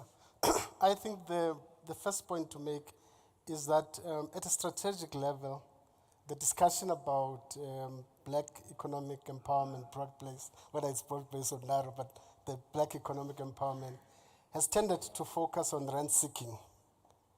And I think what the Black Industrialist program has done is to shift the narrative. And in a sense that I think successfully, I think it has shifted the narrative to focus on increasing the black share of the productive economy, which is something I think that carries with it a potential to really deepen the debate about transformation in the country. And I would say that if you look at the numbers, yes, they are positive. I think there is a positive trend in the number of companies participating. There's in the rent value of the investment that's being made. Yes, there is a big push. But for me, I think you have at the beginnings of the consolidation and alignment around a vision of a greater share and increasing the share of black ownership in the productive economy, which I think is a very insignificant part of the way forward. That's the first thing. The second, I think, success area is you can see there is now an emerging ecosystem developing. If you think about it, historically there has been no alignment between DFIs on one hand, the IDCs, etc., and all the other DFIs around supporting black industrialists or supporting, for that matter, broad-based black economic and empowerment. There was no alignment between DFIs at national level and at provincial level, etc. And you can see the success of national DFIs in this area of coordination, which is something that I think the time was in government before I got fired. It was not in existence. The second area is just the emerging support network that's emerging around this. And my view is that moving forward, maybe we should consolidate the ecosystem that emerges. The last point is, to date, the debate about broad-based black economic empowerment and the Black Industrialist Program has always tended to be a public sector debate. And I think what I see changing increasingly now is the narrative broadening into realizing that actually it's a narrative that also must talk to the private sector. And it's a very important part of the way forward. Black wealth to date is a product of government action, whether it's through licensing or what have you. But what the program seeks to do now is to create greater linkage and alignment between some of the initiatives and activities in the private sector and the initiatives in the public sector. Certainly there's a lot to do in that area, but it bodes well for the future. Thanks, Minister. Thank you. Kibisi is also the chair of MTN.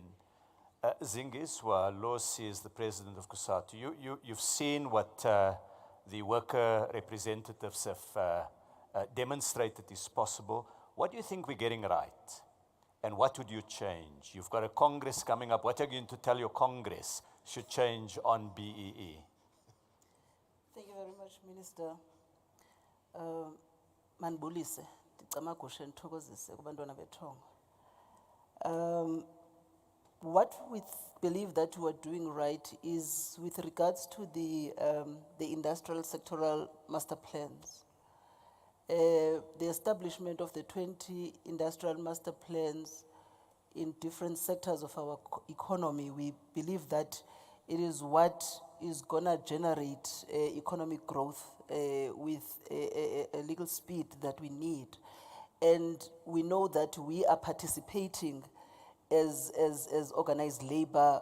Government is also part of it, and also business. So at the level of NETLEC, I think it's the great work that we have managed to do as the constituencies that are in NETLEC in driving these 20 industrial master plans. But what we think we should see more in them is black industrialists that are more also participating in them. What we think we need to do more is on the issue of buying local procurement. We think that space is a space that should also be opened up because it has a potential of creating more job opportunities. And I loved what Cindy raised in the previous panel about the township economy. We seem not to paying much attention to it, and I think buying local is gonna open the township economy, because there, if you're talking about black industrialists, you have people that are panel beaters, as she was saying, you have service centers that are not recognized when we buy cars at VW, at Mercedes-Benz, in the dealerships in town. You have to go back to that dealership or a service center that is in the urban area for you to be able to have your car fixed. And yet, workers who have been retrenched in these areas of work with the skills that they have acquired in the number of years of working in the auto industry have gone back to the township and opened up their service centers, which we are not supporting. We think buying local and also ensuring that the township economy, particularly where black people are, is what should be focused on and boosted, and we think government should pay more attention to it. And lastly also is to ensure that the black industrialists that have already received assistance from government are able to plow back to the economy and also to the black township economy. Because if you're going to have it for yourself and the cycle does not really take everyone ahead, it will be you and those that are close to you, and the doors seem to be closed for the rest of others. But if we want to do it in a scale that is significant, we think we need to ensure that the black industrialists that have benefited are also going to be playing their part in impacting knowledge and skills, but also financial assistance to those that are upcoming in the industry. I'm going to certainly thank you. I'm going to certainly ask Ilyas later about that. But Ilyas Monage, you're a steel maker, you produce steel. You're also the president of the Black Business Council. What do you think we're getting right? And I'm particularly keen on that part. And what do you think we should do differently? Ilyas. Afternoon, Minister and the colleagues, including the President of the Republic, because if I was to say president, there are many presidents in our midst today. I think the number of things that we are doing right in terms of creating an environment for individuals that are entrepreneurs, including the black industrialists, in identifying certain sectors or certain segments in various sectors of the economy in terms of the participation. That's what we are doing right. The second thing that we are doing right, Minister, is around the resources that government they are putting forward in terms of whether it's IDC and other related institutions for support. However, there are certain things that, Minister, we need to improve. For example, the issue that was raised by the previous session is that, firstly, we, as a country, we are not showcasing the extent of the black industrialists and entrepreneurs on an annual basis to say, this year, this is what we have achieved. We are not doing that. And if we are not doing that, the narrative in the public gallery is then being reduced or being perceived in a negative way, that the BEE is only meant for specific connected individuals, whereas that's not the case. It's because we are not, as a country, raising the bar in terms of the things that we are doing or we have done and achieved. The second thing that, Minister, I think we are not doing right for a number of reasons is when there's an application to a financial institution in terms of either a decline to say, the reason why we've declined your application is A, B, C, D, X, Y, Z. So that that individual can basically then go back and understand the reasons and the rationale why there is a rejection or a decline, so that we can then learn from that experience. The other part that we are not doing also as black industrialists is around export opportunities and including even networking, because you might have a situation where company A, they also then identify a market outside South Africa, but they're not then bringing others along in terms of learning the country that they are trading with, the dynamics and various other issues, so that we then share and exchange information. The other part that I think we are not doing as we think we're supposed then to do is around clamping and addressing the question of fronting. Because we might think that the B commission or the commissioner must basically then run around and doing the policing. We need then to look at one, beefing up the commission to deal with fronting, and business people also need then to assist because either they are part of the fronting, we need them to assist that process, so that it's not only the role and the responsibility of the commission, it's our responsibility jointly. The other part is around the interaction and collaboration and alignment between various institutions. Whether you want to talk about DTIC, there are various grants and programs, they need them to be aligned with various institutions, IDC and other financial institutions, so that whatever that is missing from the other side can be complemented by another institution, so that we don't have to move from A to B or C, so that there is a clear referral in terms of dealing with those issues. And I'm saying those are some of the things that going forward, we need then to close the loophole. The other part for us, Minister, is around utilizing procurement, the preferential procurement, so that we then drive a transformatory agenda, not only for state-owned entities or enterprises, but even the private sector, because we have two things. We have in the BE, the enterprise development and the corporate social responsibility. We need then to find a way where we can then trace and track it in terms of the contributions that companies they're making on the enterprise level and corporate social responsibility, so that it then becomes a clear program for tracing and tracking in terms of understanding the in-depth of the transformative agenda that we want to achieve. So those in the main, there are a number of things that I think we are doing right.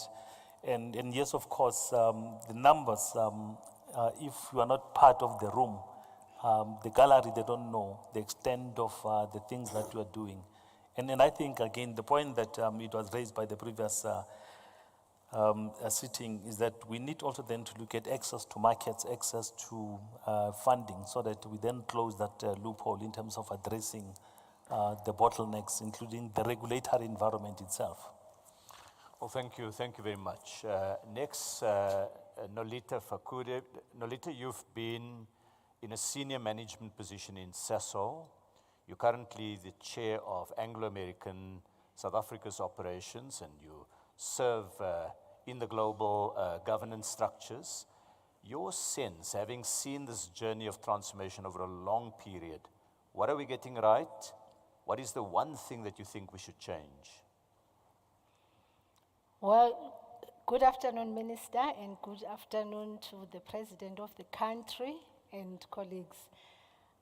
For me, sitting here and reflecting on what journey we have had in the last 27 years of our democracy, I am sure that this conversation for today is a big milestone in the transformation journey, especially and specifically when it comes to acknowledging the fact that Black industrialists are a reality of what the new South Africa has got to develop and produce. For all this period, we have spoken about broad-based Black economic empowerment and often not talk about the full 7 pillars of that scorecard that we have. And in many respects, we either have a conversation just about ownership, but not about management, skills development, procurement, as well as the other pillars that my colleagues are talking to. And that has been unfortunate because the regulatory framework that South Africa has on Black economic empowerment is actually the best framework, one of the best frameworks that you see, even if you go and talk to Canada, when they talk about First Nations, they talk about what are the set-asides for the people of the region and the indigenous people.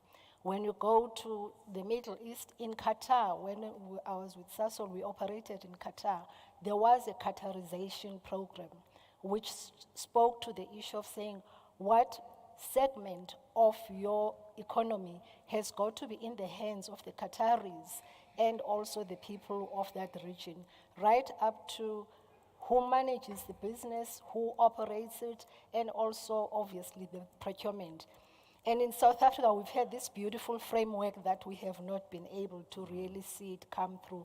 So for me, this is exciting to sit here today and listen and see the demonstration of what, at least in the last 10 years or so, has come through as a Black industrialist. So that we've gotten right, obviously, we've got a long way to go in terms of making sure that we amplify that and get multiples of it being demonstrated out there.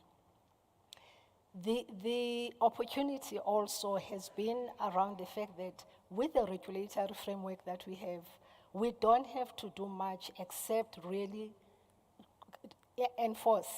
So the enforcement and monitoring of these structures is important. And it's not only government who needs to do that, it's the business associations, it's all the stakeholders to make sure that we all deliver our commitment to what we say is the transformation agenda of South Africa. What is important is the fact that we acknowledge that going forward in the future is telling us that it has got to be an inclusive economic growth. That inclusive economic growth means for every stakeholder group, they have to feel and believe that there is an economic opportunity for them along the value chain, whether it's on ownership, whether it's on really demographic representations in terms of employment equity representation in companies, who is running these businesses, who is running the operations, who are the decision makers, and then also procurement as well as other elements of the scorecard.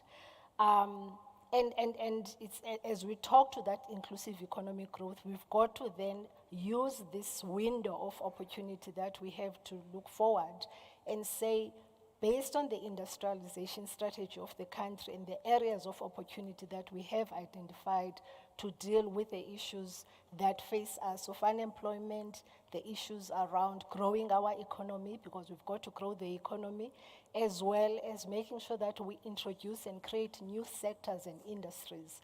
How then do we partner government, business, civil society, and labor in such a way that we're all talking from the same hymn sheet around what it means to get that empowerment happening and the transformation of the economy happening? Well, thank you, thank you. Sabine Dalomo is the head of Siemens in South Africa. You bring an interesting perspective. We have two international companies on the stage, Anglo and MTN, but Anglo's origins are in South Africa, and in the case of MTN, its base is still South Africa. Siemens, though, is a truly global company. From your vantage, what are we getting right as South Africa on the story of transformation? And for a foreign investor, what do you think we need to do differently that could still advance the broader agenda of transformation in the country? Sabine? Thank you, and thank you for having me today. It's an honor, it's a pleasure to be here. When I look at what we see specifically around Black economic empowerment, you will know I'm a great fan of Black economic empowerment, because when we talk about what is right about it, it is because the framework is there. And for South Africa, this is also in particular for multinational companies like ours, a market entry barrier for companies which are not working on the same standards than we do. And my responsibility is sub-Saharan Africa, within the African continent, and I see in many countries in Africa which don't have such a strong framework with regards to development of their own people, of their societies, that they get often a bad deal, and you don't have this in South Africa. So this is for me a very important part, and I can tell you we're a level 1 BEE contributor since many years, and when I engage with people as part of the German Chamber or any other business initiatives, I always highlight that, because people think it's difficult to do a scorecard or to participate in the program. And it's not, because if you go back to the true values of a company, it's environmental, social, and governance, and this is all covered in the scorecard. And I think this is one part when we come to what we need to do better, is also highlight the reason to why we have it, because often it's seen a race topic, but it's actually not. It is a change agenda which we need to embrace as everybody who is in South Africa, but we do know that the poverty lines are still running according to race and to no other reason. When I go back to what we get right, what I appreciate particularly around the revised scorecard is the stronger focus on procurement, because this is the majority of points you can get out of the 105 points in the categories available. And that means that companies really need to look for partners they can work with. For us, it always means I want to see companies which work, and it doesn't matter where they come from, particular in the regional distribution, because if you think about, we are centered in Midrand. I can't serve from Midrand, South Africa, all over the place. I need partners. I need companies to work with me to make sure that Nolita with Anglo, which has all over the country mines and operation, that she has service. So I'm looking for these companies, and therefore that focus on procurement is very important. When I come back to what we can do better, there are two wishes I have. One is, and was already the infrastructure focus within the transformation agenda, but even if we have the infrastructure focus, we also need to make sure that there is continuous infrastructure spending, because we also have a few examples where we invested into black industrialists and then we couldn't see it to the end because the pipeline was drying up, because it was mainly depending on SOEs doing something, and then we know the history, it didn't happen, right? And so that's a pity, because you create hope for societies, you create hope for employees and owners of a business, and then it fails.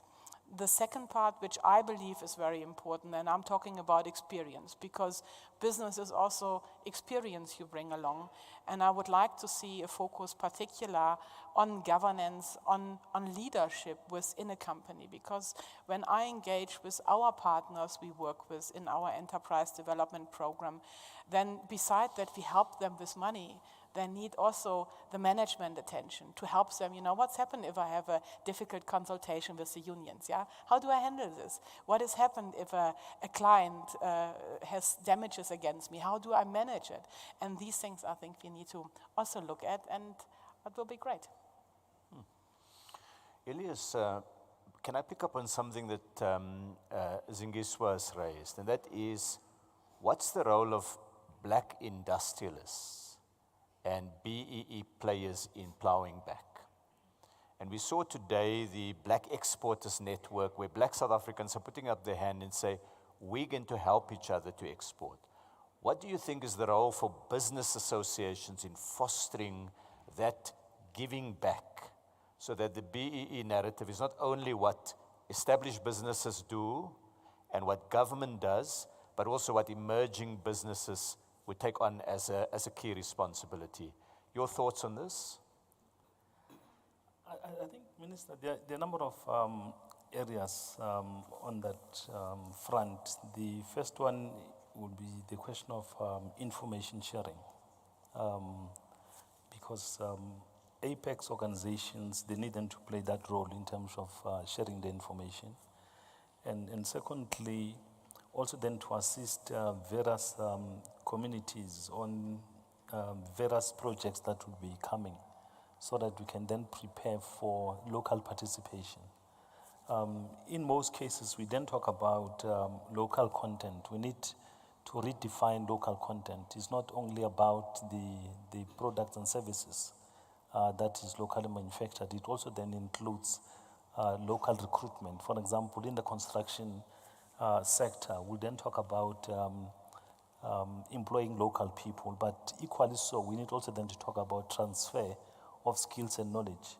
We need also then to bring institutions to participate, for example, the FET colleges in those specific areas. If you build, let's say, a substation, you need then to bring FET colleges so that the maintenance of that then remains in that community. So there are various and variety of things that can be looked at. The other part will then be around what we'll then call the procurement. In an event where you procure certain products or commodities to OEMs, you need then to look at the transfer of skills and training, so that you then Those are great ideas, but I want to ask you, what is the role of the emerging black businesses? What's their contribution?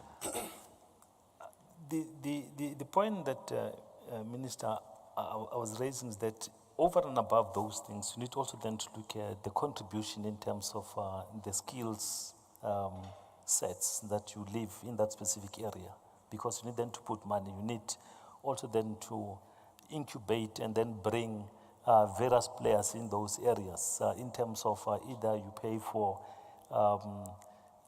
number of people then to be trained in various institutions. That's the contribution that black emerging entrepreneurs will basically then bring into the table. Equally so, part of the services that you render in that community, you are not going to render everything, but you need then to partner with other companies so that you then leave industry in those specific areas, so that when you have exited that specific area, you have left an industry behind in terms of the supply chain. So these are some of the things that I'm saying can be done proper.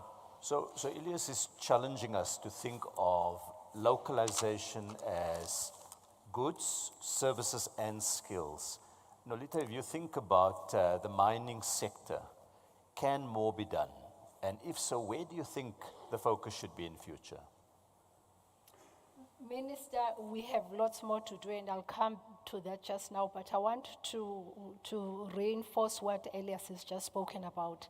The role of the business associations really primarily is to advocate for inclusion of black people and women and those who are outside of the net. That's one of their primary role.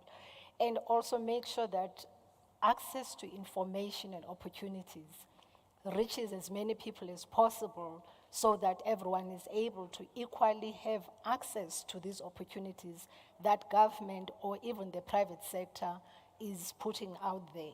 And that's one of the roles that needs to be played, because as we know, practically, people sit on the ground and say, I want to participate, but I don't even have a connection. And that's when you start having the corruption issues and also other dysfunctional issues.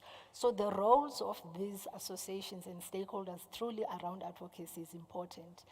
And then coming back to mining, for example, as an industry, outside of the normal procurement issues, because mining procures lots of goods and services, we also have capital expenditure that we have, but we've got low-hanging fruit opportunities.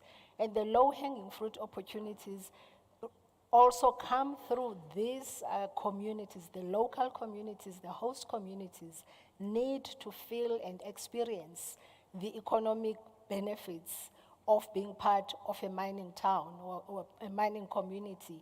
Even before the Johannesburg people feel those benefits, it means you include them appropriately. So with the opportunity that we're all talking about around energy and power generation and renewable energy being an opportunity specifically that we should be looking into, we are saying, let us also look at the value chain of how you get a solar panel up. So you need land to put up a solar panel. So who decides what type of rental you get from the land that you use to put up your panel? Secondly, just the manufacturing of solar panels. I know it's a topic that we've all been talking about for a long time, but to reverse engineer really the solar panels and say, we know we could never produce them cheaper than China, but what are the components within that panel that we can produce locally so that even as we have opportunities either to manufacture or to just pack up the panel, we know in South Africa that we have identified those opportunities. One of the components, I'm told, that it's a sand component that is mined, that then once you have mined it, you need to process it. And once you process it, it becomes a component of a solar panel. So we have to, with government, with industry, invest in research, invest in opportunities around identifying the SEZ zones that will help for the manufacturing sectors, and more importantly, understand which part of the value chain can be accessible to as many people as possible. So I want to talk about communication, KBC, and I'm going to pull up 2 points that were made. Sabine said, we're not always telling the story of why the scorecard is important. And Elias says, rightly, that we're not celebrating and showcasing our successes. What should the business community be doing on telling the story of transformation, recognizing that there's a very important role government also needs to play? What's for business, what's for government? I think at two levels, Minister. I think at one level, I support Nolita. Chambers need to be more deliberate in communicating the importance of transformation in general and the kind of collaboration and partnership that can be built between the private sector and government to drive really thoroughgoing transformation processes and the successes that we are scoring in that regard. The second level, I think many companies are doing a lot already, I mean, in terms of transformation. And I think, of course, there's a need for scaling it up, but I think if companies also invest in making it known, but also if you take the steel sector, for instance, I mean, you would probably agree with me that in the last 18 months or so, there's been a major shift in terms of how competitive the sector has become. And it's in part intervention by government in terms of policy, but it's also in part, I think, the level of interaction and collaboration and conversation between the private sector and government. Those kinds of collaboration have a huge impact. I would dare say that I think as you push forward with the steel sector, I would add, probably my pet subject, scrapping the export of the scrap metal, because it then changes how competitive we can become. Sorry, Minister, I had to smuggle that in. But I guess conversation on policy, conversation on strategy and programs, and letting people know, what government is doing and what is there.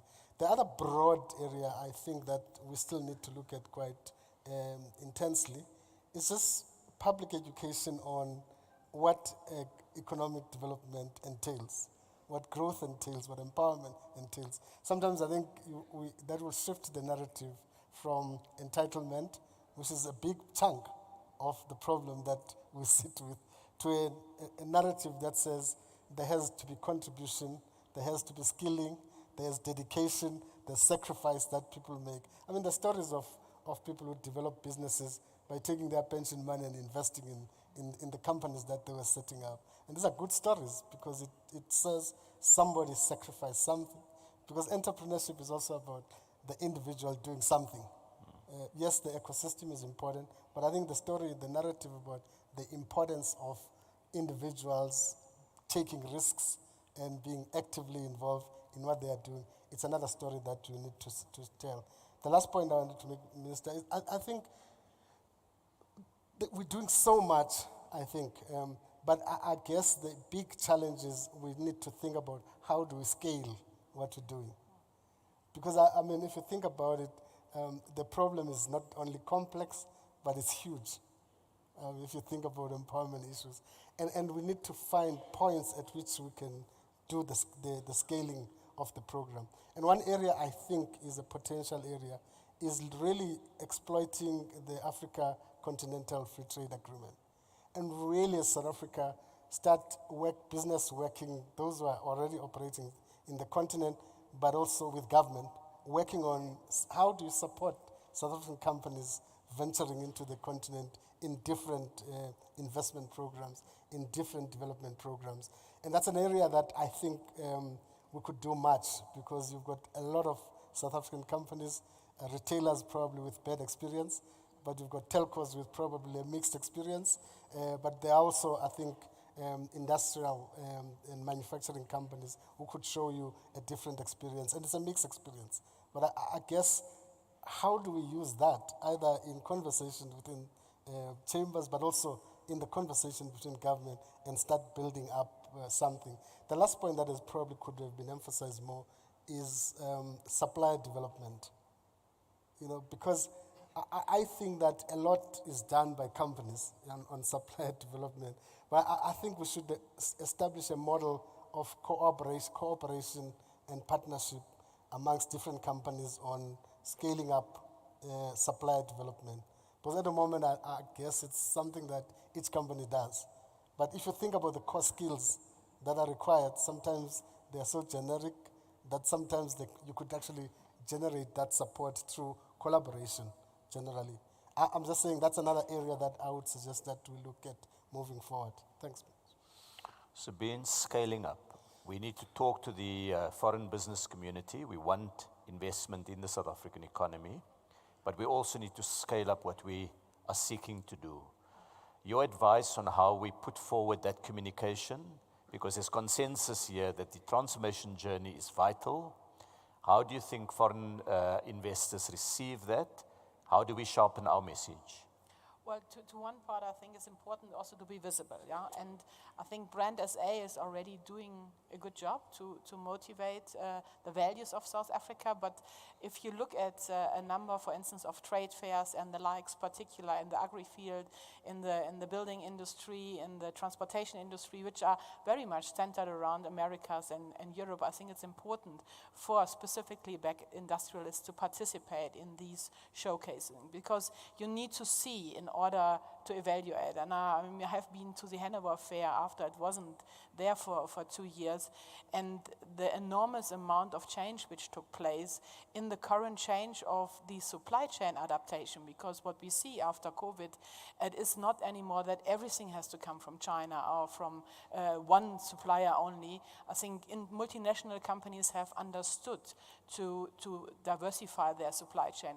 The problem we have with South Africa is that we are at the southern end of the African continent tip, and the distance is far. So I think if we can give companies the possibility to participate in these kind of showcasing events, that will help a lot.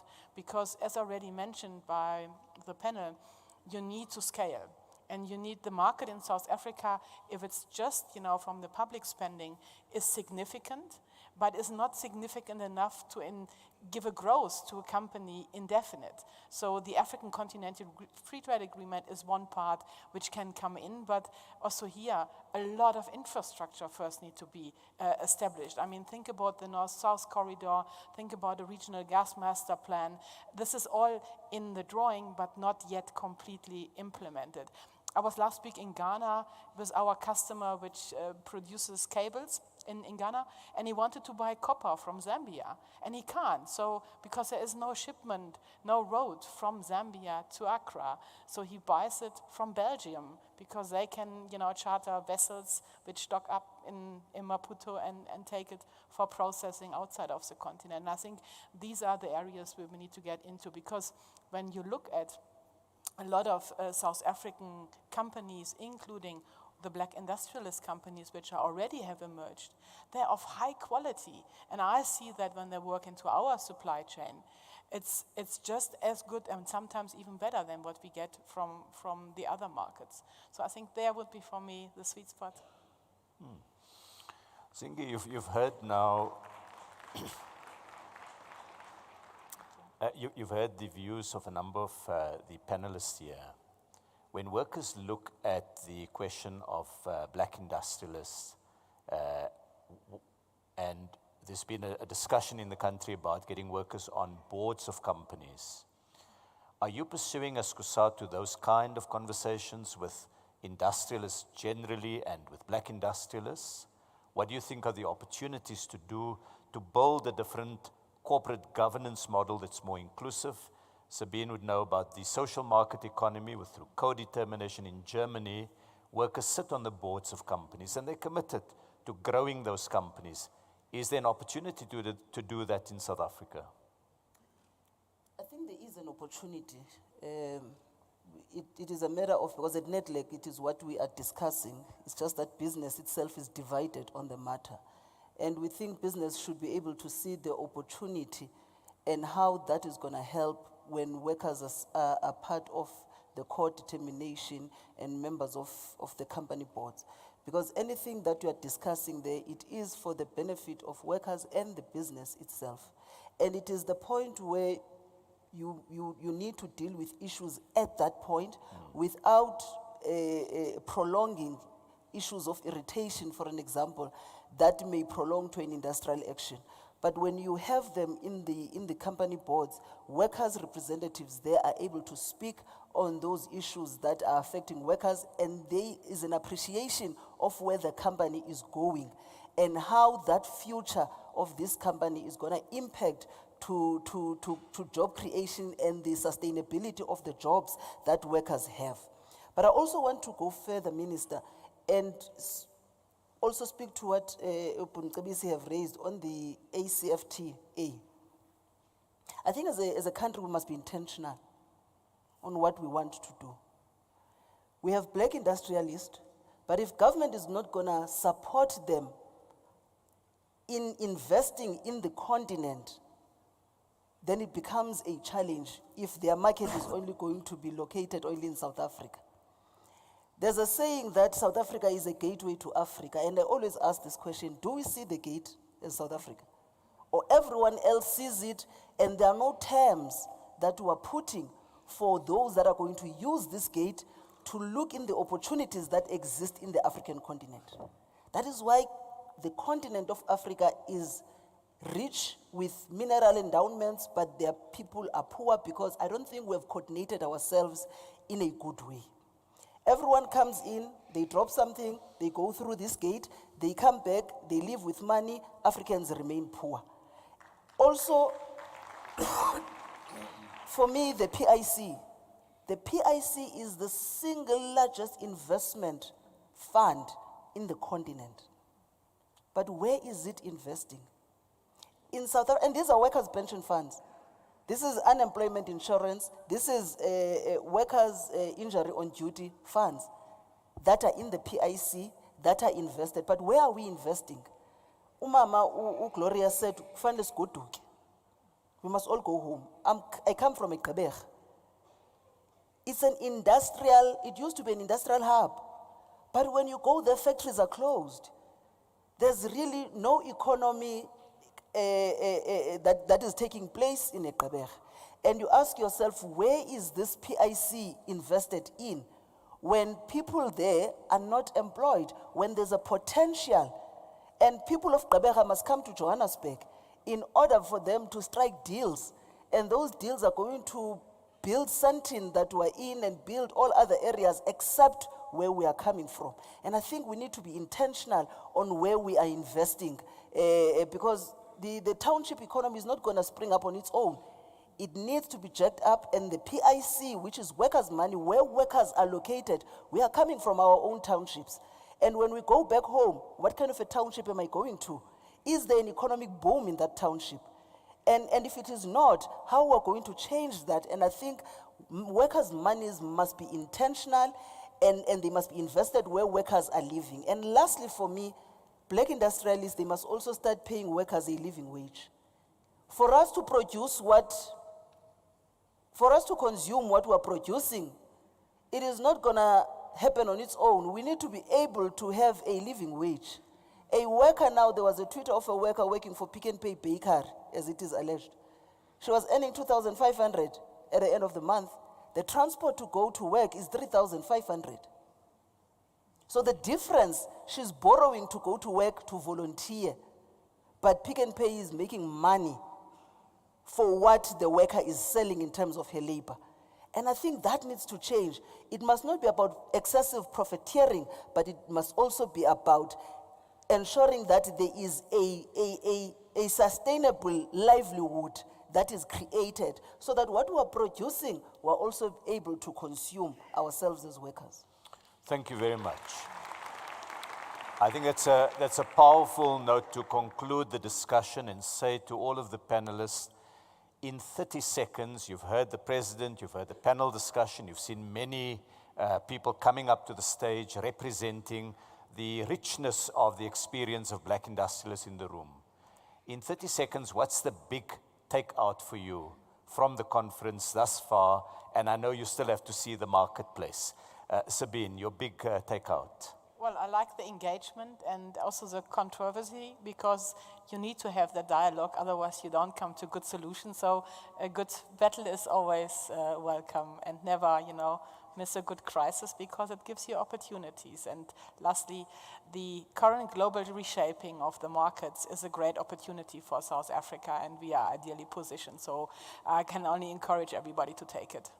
Thank you. Kabisi? I guess, Minister, I think the message is, it's not gloom and doom. I think there's a huge potential for growing the economy in general, but also I think scaling up the Black Industrialist Program. I guess the big takeaway for me should be, I think, as a country, we need to cohere around a common vision. And that vision should be about linkage between growth, sustainable growth, and actually ensuring that you drive transformation. And at the moment, I think you can't separate the two. And up to date, I mean, the narrative is about seeing these things as two parallels. They should be seen as things that go together. And in our articulation of the program, we must start emphasizing that you could actually drive growth through some of this transformation program. And of course, in growth, you can find transformation. Thank you. Zingi, your take on it?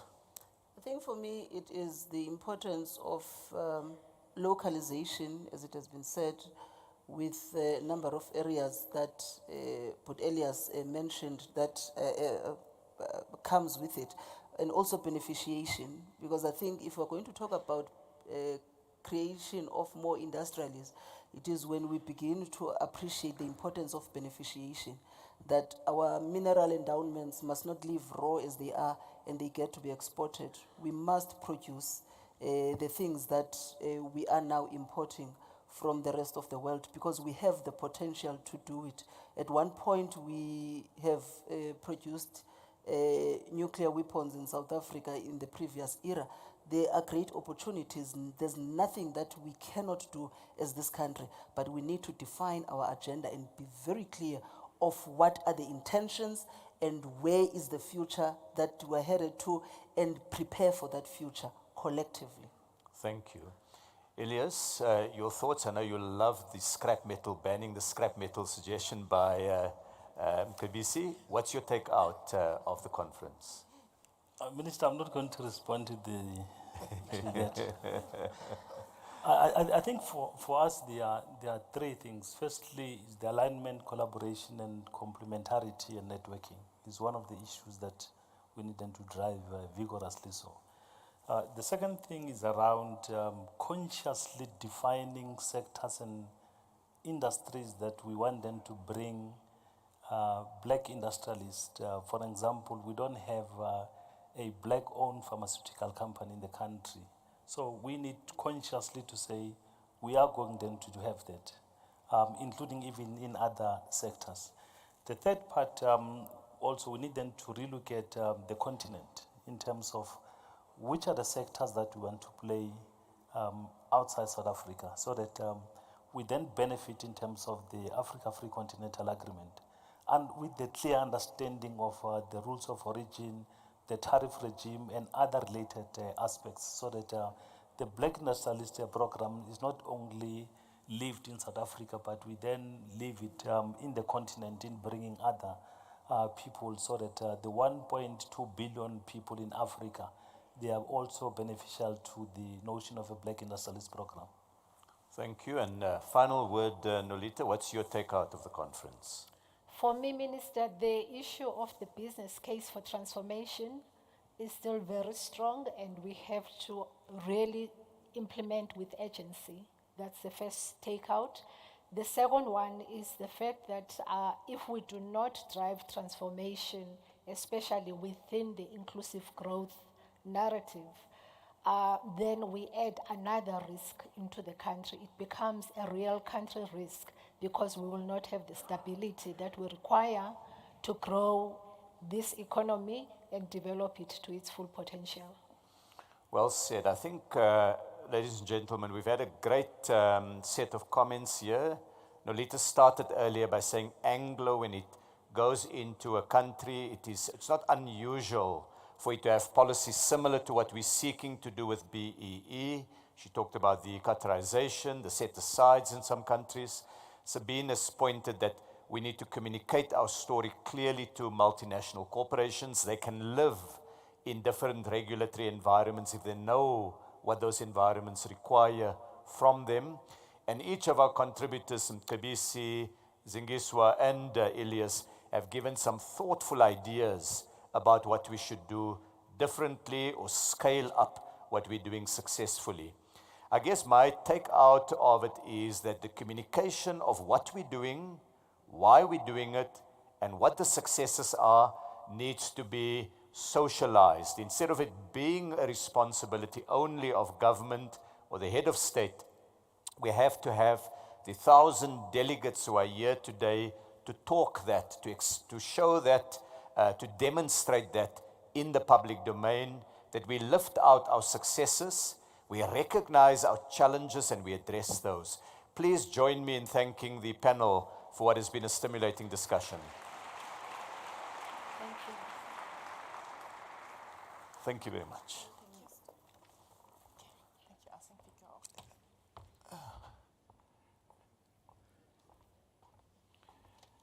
Thank you very much.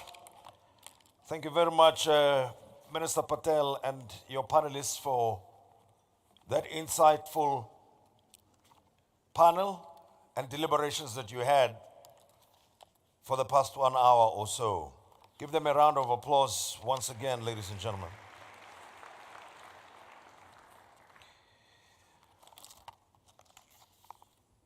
As we all know, notwithstanding the glitches and the delays earlier this morning, that we have learned a lot this morning. We've been inspired by the different stories as well as the engagements that we've had up to now.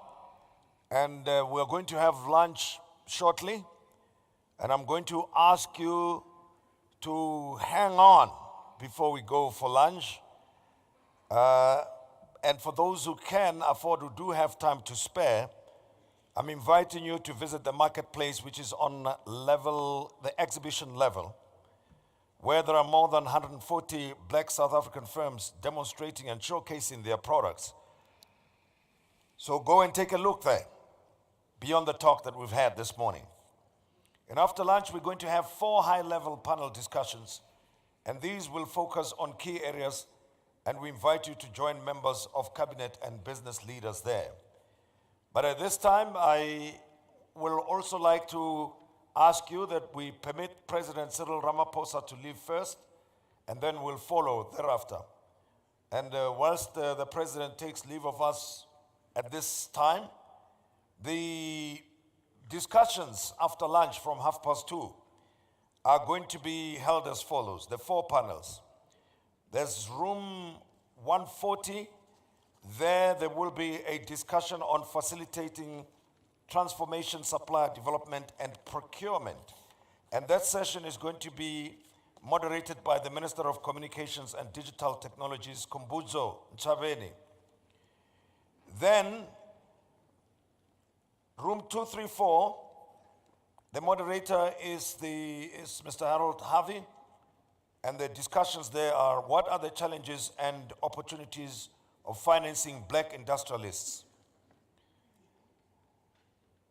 234 foyer, the discussion will be moderated by Minister Toko Didiza, beg your pardon. And the topic there is promoting exports and the trade agreements, the African trade agreements.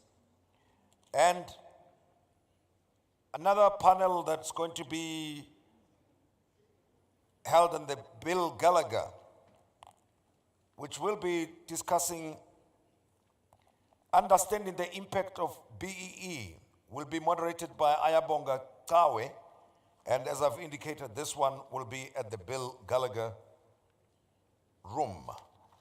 So we're going to have lunch now.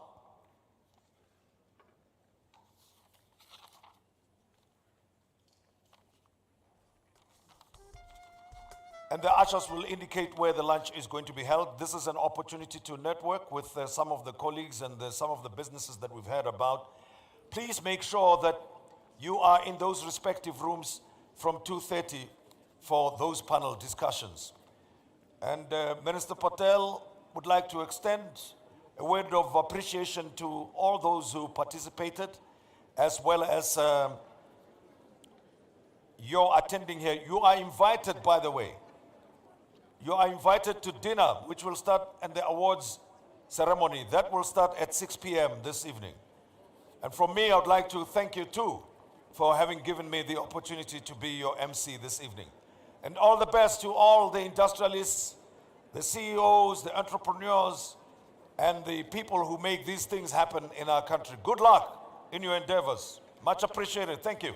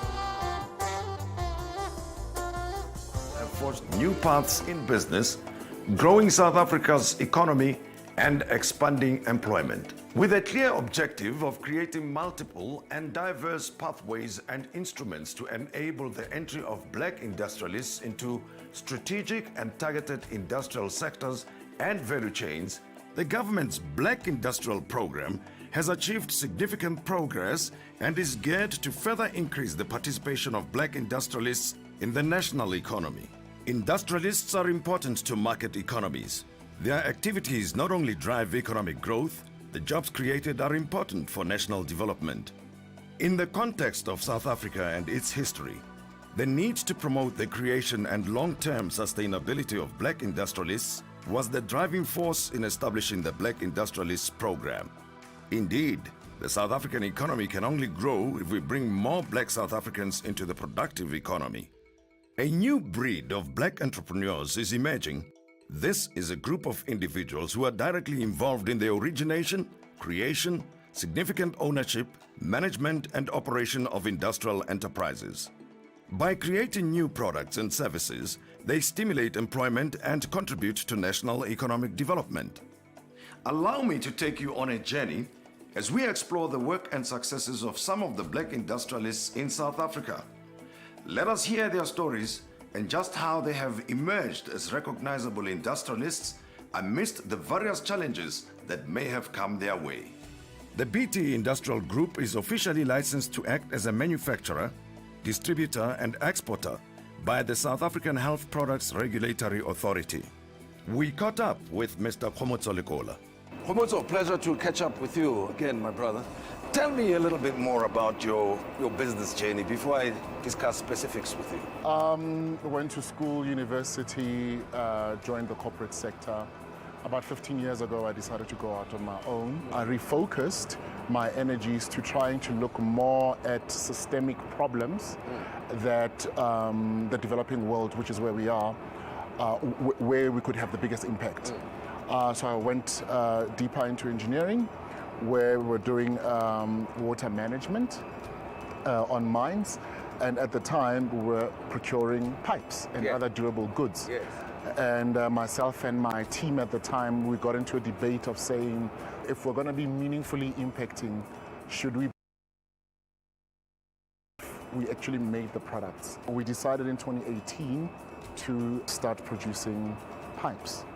And that's really where the story started, is that if you don't control the means of production, if you don't have the know-how, the capability, you are going to be subservient to those who do. We found South African private sector companies that were interested in procuring our product, but we also became very successful overseas. We have not done much commercial engagement on the public sector.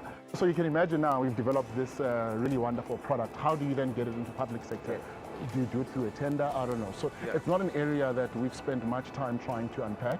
We've rather focused on where we knew we could make things work in the way which we understand. Khomotso, thank you very much for talking to us. Sure. MCR Plastics is a manufacturer and distributor of automotive interior components based in Port Elizabeth. We linked up with Mr. Morgan Waterboer to get a clearer insight on how he evolved from being an employee to become the supplier to VW. Quite an interesting journey, apparently, that you've traveled the past, 20 years or so, up to where MCR is today? For 17 years, I worked for Volkswagen, where I will be traveling the world for a lot of projects that we sign off with regards to the tooling. In 2019 was my biggest break within the market, to see that there is more entrepreneurs like us needed within the industry to become suppliers to the automotive sector. Hence, MCR Plastics was registered in 2017, but we only started to trade in 2019.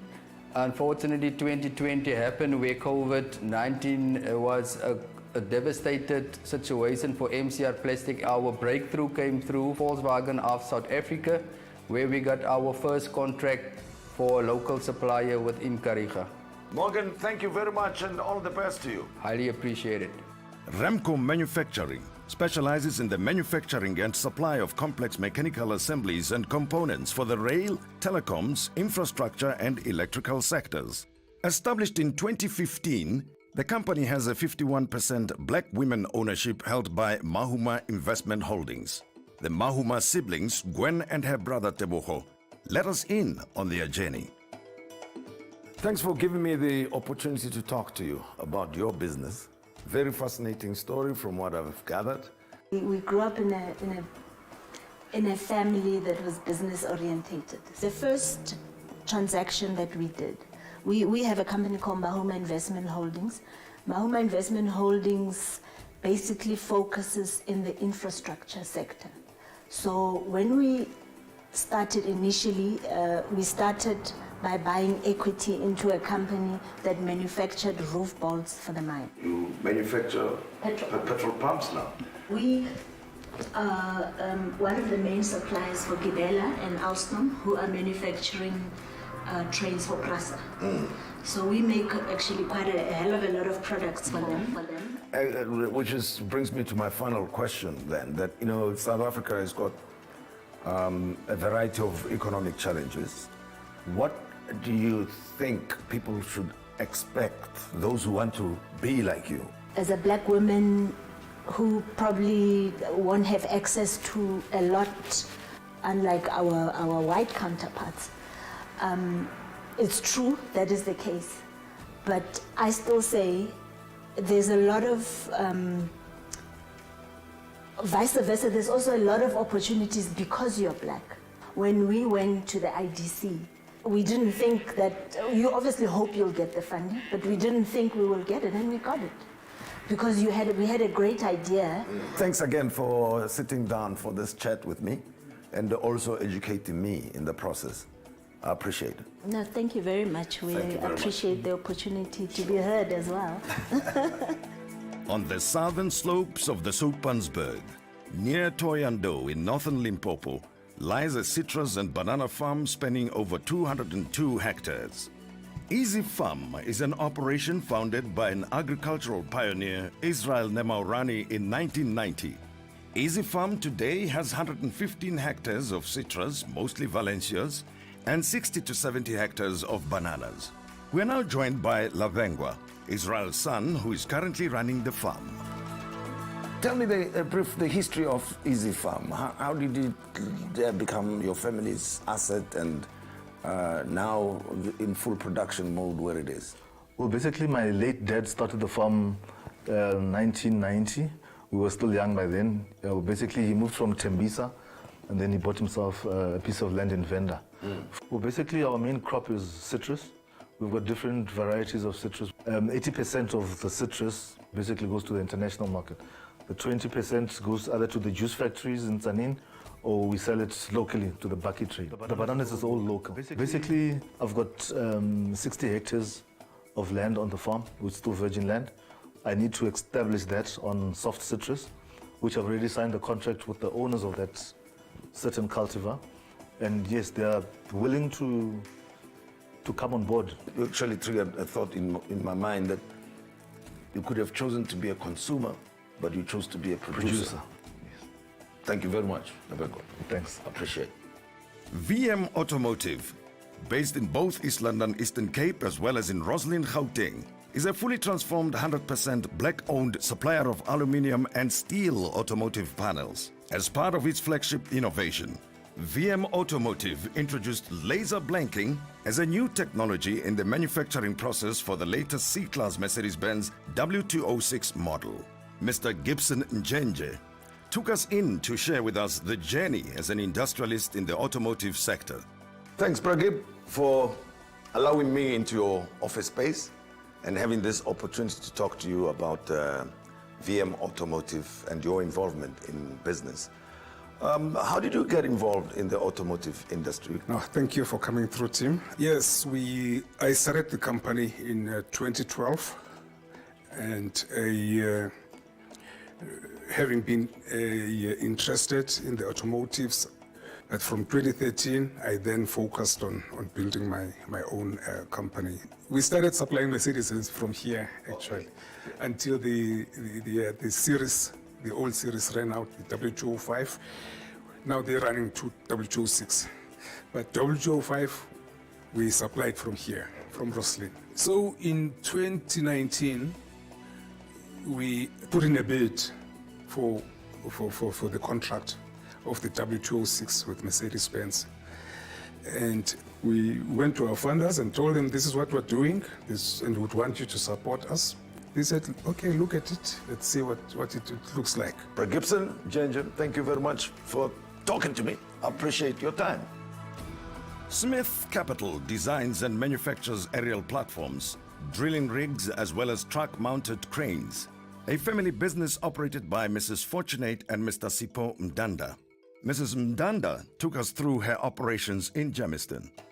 And thanks for allowing us to pay you a visit here and look at your plant. Quite impressive work that's going on here. I would have thought that you've been in business for 20, 30 years, but interesting, revealing that it's not so long time ago. No, not at all. We've only been in this journey for just 5 years.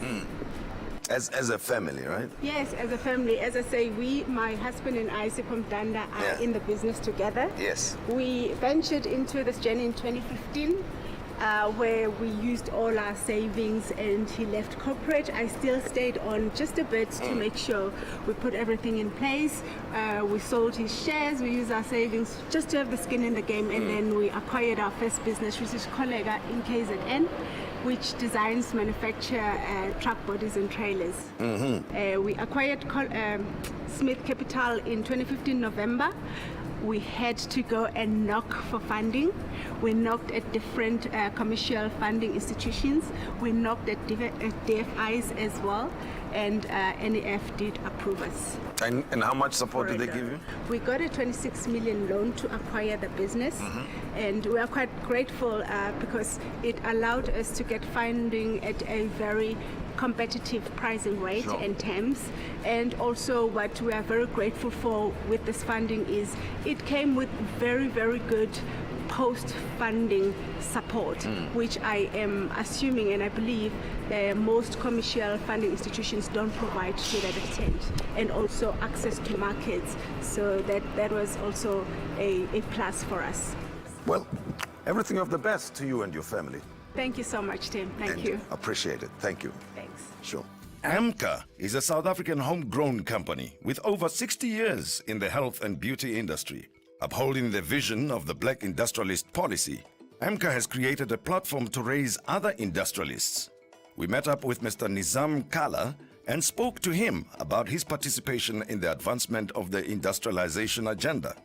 Well, gentlemen, thanks that we are able to chat. Nizam, going back to Maravastad days, and Jabu, going back to the Hillbrook days. Thank you for having us here. And if you look at it, we started as a small manufacturing operation, and we faced many challenges. Yeah, so we are in different sectors. The personal care business is broken up into skincare, fragrances, home care,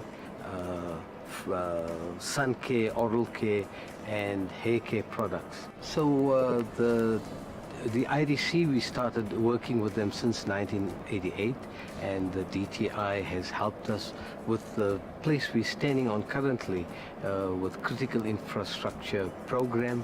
So we've been blessed with a lot of support, and we believe that this has helped us fast-track our growth to become a meaningful player in the market. Jabu, you had your own product range, referred to the Hillbrook days, and now you are part of the AMCA group. You see, I had my own factory, in Weinberg. Every time when you grow into business, the growth is costly. So it's either you need the external injection, the funding, or you partner with people that are sharing the same idea with you. Gentlemen, thank you very much for talking to us. Thank you. Appreciate it. Thank you, my brother. Thanks very much. God bless. Thank you very much. Established in 2014 by two young black industrialists, Terence Liduma and Phumzile Nkomo, Makamisa Foods specializes in the creation of flavored food sauces such as jalapeno and pickled vegetables. Makamisa has since grown to become a notable brand, drawing the attention of key players such as famous brands. We had a moment to engage Ms. Phumzile Nkomo, who led us in on their unique journey. Well, Sis Phumzile, thanks very much for granting me the opportunity to talk to you about your business's remarkable story, or should I call it your remarkable story, because you were there at the very beginning. We started the business, we were bootstrapping. It was my husband and I in the business. And we used to do expos and your family market. So I used to sell. I sold at the markets, and then he was negotiating bigger deals and, trying to get us certified. Now, this product was done by my father in the kitchen at home. And so we were discovered at the market. So famous brands came to the facility where we were contract manufacturing our sauces and our relish, and then they wanted to do business with us. So we approached the IDC back in 2016, 2017, and then we approached the DTI after that. So in total, the total funding that they gave us was it's about 66 million at the moment, which 44 constitutes the capex part of it, and then the rest is just the OPEX. So they've played a very big role in our lives and in the business. Yeah. Sure. Okay. Good luck. Thank you very much. Thank you, sir. Thanks. With the type of support as we have seen, the Black Industrialist Program has impacted a wide range of sectors and industries across a range of youth and women-run businesses, including established entities. We therefore invite more entrepreneurs to step up as industrialists and take advantage of the schemes within the Black Industrialist Program, as this will surely help grow the South African economy. Allow me to take you on a journey as we explore the work and successes of Ascalon, a textile manufacturing company based in Umzumbe district in the southern KwaZulu-Natal. They are one of the Black industrialists in South Africa. Let us hear their story and just how they've emerged as recognizable industrialists amidst the various challenges that may have come their way. My name is Imran Baks.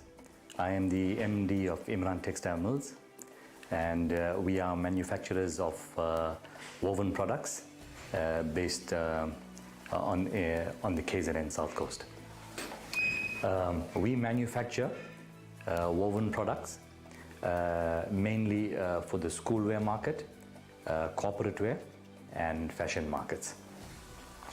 We received, or we are beneficiaries of the CTFL-GP funding program, which was introduced by the Department of Trade and Industry. The Production Incentive Program and CTCIP incentive grants were of great assistance to our company. This allowed us to upgrade our equipment, thus putting us in a position to deal with the challenges that we were facing. Our participation in the KZN Clothing and Textile Cluster gave us the ability to apply best practice and world-class manufacturing standards to our business. We were able to upskill our staff through 5S, supervisor management, and planning training as examples. We were also able to implement the automation of systems. This process led us to the ISO 9001 certification, becoming a part of our standard. Technology is a key element in maintaining the edge in the textile manufacturing operation. This particular project will create 18 jobs. The total number of jobs retained are 61. I'm Molly Moray, and I work for sample department. I make the samples for customers. In the future, I see myself continuing to work for Imran Textiles.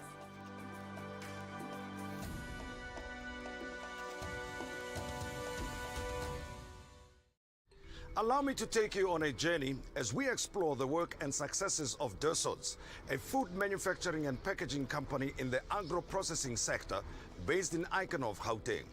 They are one of the Black industrialists in South Africa. Let us hear their story and just how they have emerged as recognizable industrialists amidst the various challenges that may have come their way.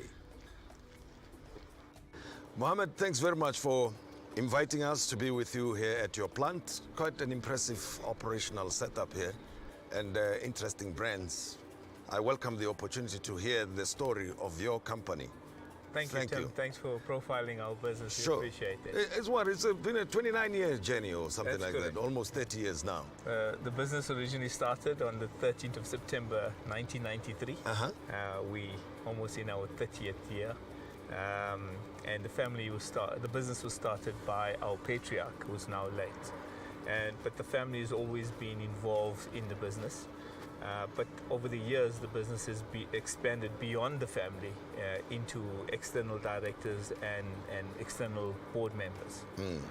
And when you started, obviously, when you are a startup, it's a small operation. How did you start? What did you do then? So my late dad always wanted to be involved in the canning industry, going back into the 80s. At that time, technology was not available to him.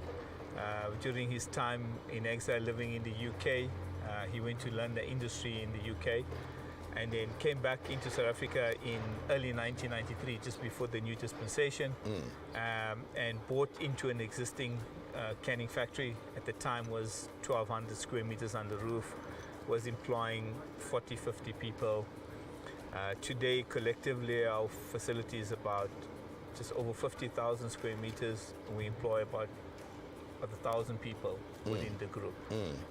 But the tomato paste company that you operate and the setup that you have in Mojaji, tell me a bit more about it. How did the DTI get to be involved and your interest in tomato paste? Okay, so we acquired that particular facility in 2014 from a competitor, but at that time that facility was mothballed.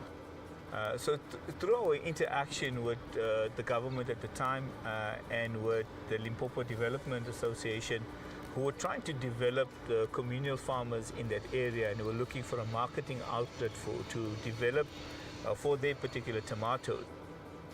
We then set up a tomato paste manufacturing facility because it was a key ingredient to our requirements in our facility. And it was a good way of developing the tomato growing industry in that area, particularly supporting the communal farmers. So collectively today we have commercial farmers that supply tomatoes into our facility, semi-communal farmers, as well as the communal farmer community in that area that we provide extended jobs to. So currently that facility in season employs just under 300 people, over 136 full-time staff and about 150 seasonal staff. But we extended beyond that, so to about 2,000 people that's employed in that area coming out of the development of that particular facility. In 2015, we decided that we needed to upgrade the plant in order to make it a world standard facility. And that's where the DTI came in with the Black Industrialist Scheme grant. And we spent a significant amount of money with their support in order for us to be able to make that facility a global standard facility, which we are today. So, Mohammed, given the experience that we've had with the unexpected global experiences that we've had that have had a negative impact and somewhere have created an opportunity, what is your view regarding the food security situation in South Africa at the moment? So Tim, this is something we've been talking about as a business for the last 10 years, internally, to our trade customers and to government as well. And it's now coming to a fore. So for us, it's key to be able to develop our agro-processing industry in South Africa in order to create that food security that we require internally. So the agro-processing industry, like ourselves, would probably consume about 90% of fresh product that's produced in the country. And that's a perfect outlet for farmers in order to be able to grow significant volumes of what they need to do. So we need government to be directly involved in terms of developing our industry in order that we have the backward integration and the security that our country or Southern Africa requires from that food logistic perspective. So what we're seeing now is we don't see it as a short-term situation. We see this thing playing out for a long period of time. And therefore we need our government, and particularly through the DTIC, to be able to act fairly quickly in order to make things available to manufacturers ourselves to be able to expand our operation. But we're all facing the energy crisis at the moment. That's a key situation for us. I think that is critical. We have to deal with that and then obviously see what else the government needs to deal with from there. Interesting you say we need government to be more involved in that, and yet we've spoken about the Black Industrialist scheme that has assisted your company to set up in Judge. It's not a favor, it's what needs, it's an imperative that has to happen. But on that basis, let's evaluate the government's involvement in supporting businesses such as yours. I mean, what is your sense of the DTIC's programs, including support from the IDC? It seems like more could still be done. What do you think? Tim, I agree with you there. I mean, there is a significant amount of support that we do get from the DTIC's office. Whenever we have an issue that needs to be dealt with, we have an ear all the time. But I think there's a lot more that needs to be done in order for us to become a really industrialist country. We are here now. Your company has grown over the past 29 years, but you don't grow and say, I've reached the end of the road with what I wanted to achieve. You still want to do more. Going forward, what is Dassault, the Dassault family intending to do with Dassault? Well, we've always had ambitions to grow, Tim. We've always had ambitions to be not only a local player, but be a global player. So we've started to enter the global market from about 2015. So again, through the support of the DTIC, we're able to exhibit our products at a number of the major global food shows in the world. And through that, we're expanding our distribution network into the Indian Ocean Islands, into Middle East, into the UK. We're now looking at developing into Europe as well as the Far East. So we have we're still not satisfied with where we are. We have ambitions to grow, and we have ambitions to be able not only to grow our own brand, but to also do some acquisitions and to start up some new opportunities and new ventures when they present themselves to us. And in the region, into the African continent, how is your presence? So we currently supply into the sub-Saharan African markets. That's Zimbabwe, Zambia, Mozambique, Malawi. We're now looking to expand into the rest of Africa, and with the African Free Trade Agreement that was signed in July of 2020, we're looking to benefit out of that because our main competitor in those markets is Europe, and they have the advantage of the EU certificate, which allows them to import or export into those countries duty-free. We don't have that luxury at this stage, but as soon as the African Free Trade Agreement start to kick into place, then we'll certainly be competitive against our European counterparts and make us a major player in the African market, which is where we want to play in.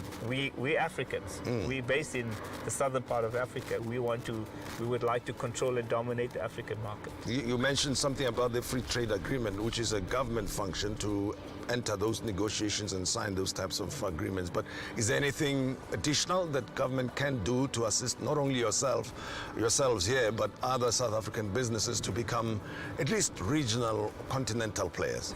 I think it needs to go. The government needs to go back to the agricultural process, and that's where the funding needs to happen. If we can fund those farmers in order to develop their businesses, so some of them are in their young age, infancy, they don't have the technical expertise, they don't have the financial expertise, or they don't have the financial capability in order to expand their businesses.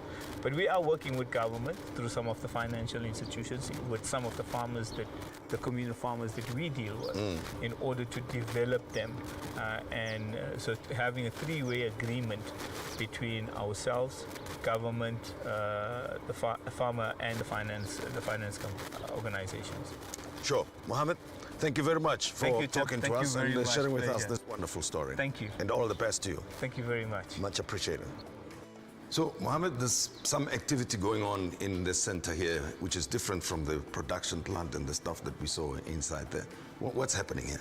So, Tim, we're currently standing in our training center, and the team behind me is a team of unemployed learners that we run a number of learnerships during the year. And this particular team is in session for this week in a packaging program that's been developed specifically for our industry. And they will run through the program with us for about 12 months or when the program is completed. And we will generally then absorb about 15% of these learners into the facility on a full-time basis. And so far, it's been a successful program. You're extremely happy with successful. Extremely the successful. We're able to recruit some very good talent from our locality. A lot of these learners come from our area around us. They live in the area around us, and obviously they're looking to learn. They're looking to develop. They're looking for a skill set. And part of our program is obviously to develop them in order to be able to fulfill their need in life. Thanks very much, Mohammed. Thank you. Sure.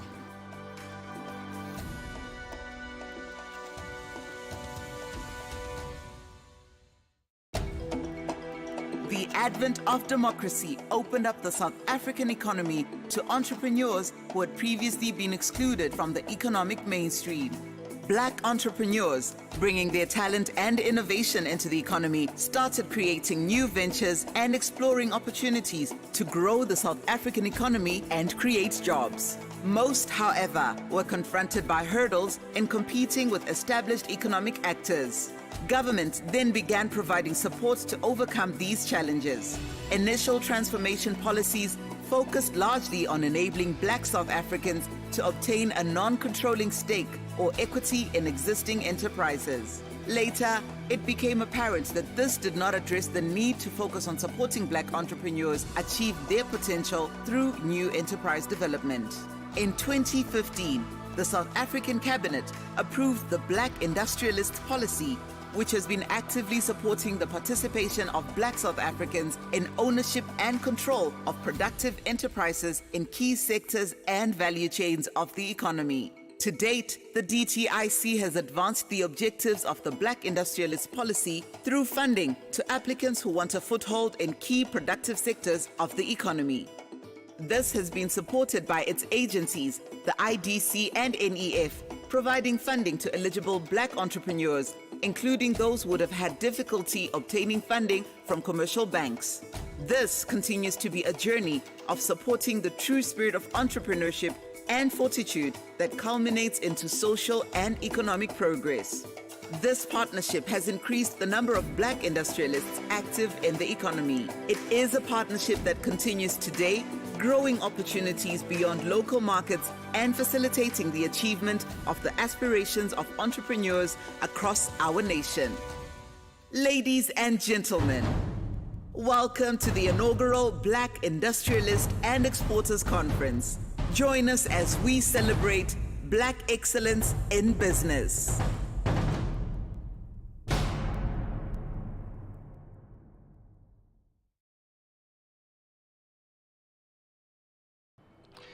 Allow me to take you on a journey as we explore the work and successes of Motlalifi Engineering, a company in the engineering sector based in Alberton, Gauteng. They are one of the Black industrialists in South Africa. Let us hear their story and just how they've emerged as recognizable industrialists amidst the various challenges that may have come their way. Martin, thank you very much for giving me the opportunity to talk to you this morning, and I appreciate it. I want to start with the part that I think inspired me and will inspire a lot of people, starting with your background. I mean, I was quite impressed. You're from Orange Farm. Tell me the story of Orange Farm. So I was born in Soweto. Yeah. at a very young age, moved to Orange Farm. That's where I was bred, my primary schooling and high schooling. Matriculated in 2004.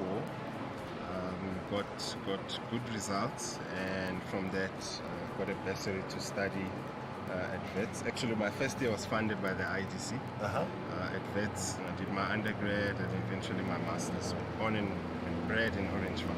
Yeah. So when did you enter industry? Where did you get your first job? My first job was with the Nuclear Energy Corporation of South Africa in Pelindaba.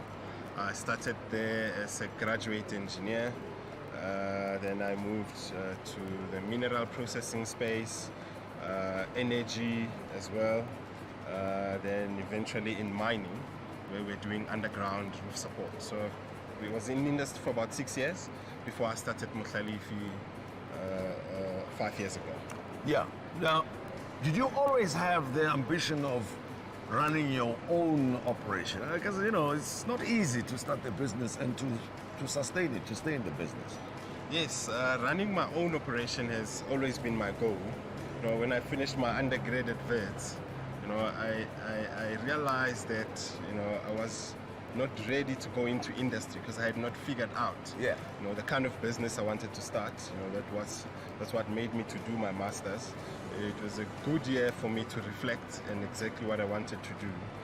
So from then on, you know, it was just building up, looking at opportunities in different industries. So I've always had the dream to start my own company, you know, and grow in industry as a key player from the outset. And of course, when the opportunity presented itself, then I grabbed it with both hands. And how did you decide which area to go into? I mean, you know, what generated the interest and appetite to go into this particular sector and choose the niche that you're in? So manufacturing was an obvious choice for me, for, you know, with regards to adding value, with regards to the greater impact that it has in society. And manufacturing linked with mining also became an obvious choice because of, you know, the background that I had and the challenges that I understood the mining underground safety had, and combining the two, you know, felt natural. And of course, assistance is always needed, especially in the early days of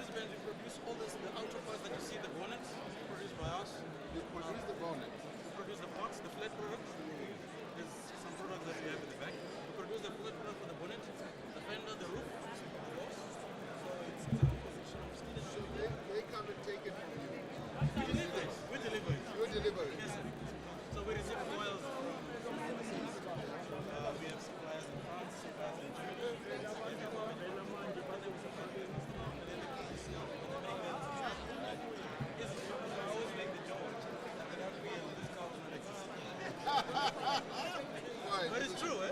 It's true. Yeah. So, the most.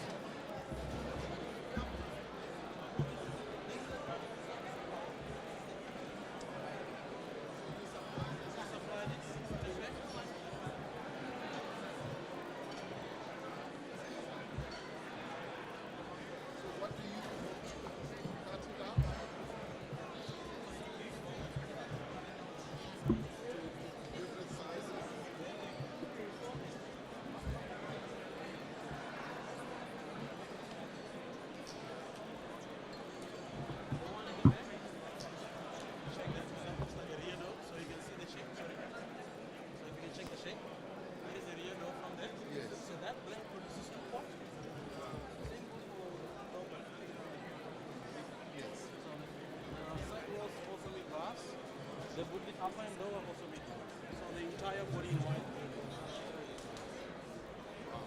So you have machines that shape all this. The best of the best. The best of the best. The only laser line is the whole family. Laser line. Wow. Thank you so much. Thank you so much. Fully stuck up. Okay, hello. How are you? So you work here as well? Oh, I see. So there are many other different component manufacturers here. You've just seen one of them. And other ones. This is the gentleman who was doing the VW. So you make this? Yes, we're making this. This is the new technology that we're doing in, which is a two-plate component. Now what does this do? Let's go by the body of the polo. It's a two-plate. So first of all, we inject the hard plastics, and secondly, we do the soft components. What you see, this is the new machinery that we put in about last year. So also those parts also go into the polo, into the door covers of the door. This is the front side, the right side, and then the left side, and also the rear. So this is the polo, and this is for the polo boost. Currently we have about 9 part numbers for Volkswagen.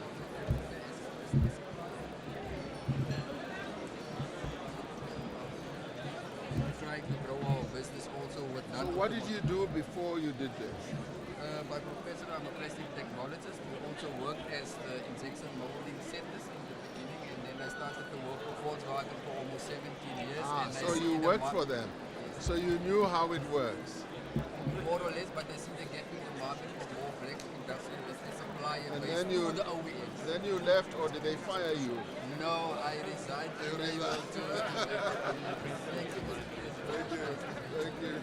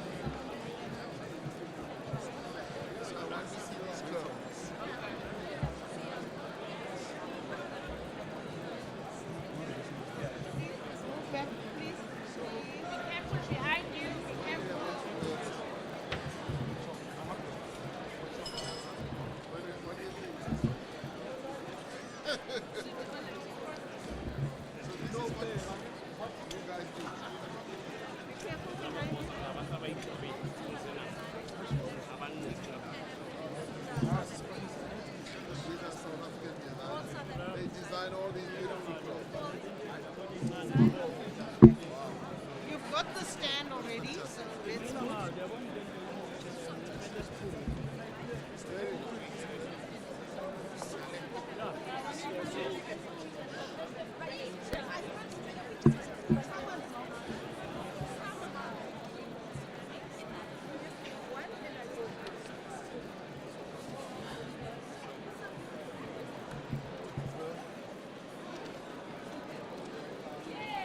Is there another?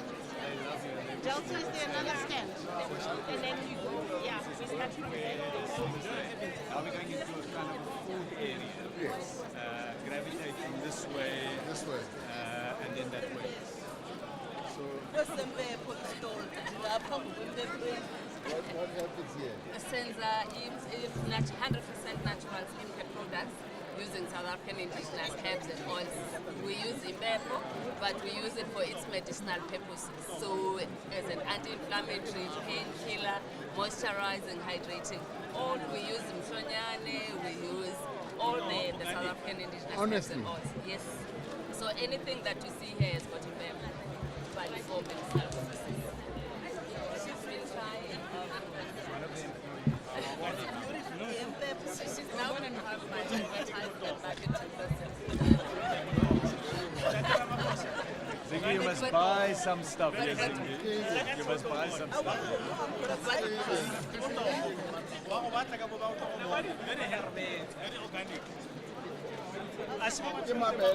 This is a drink.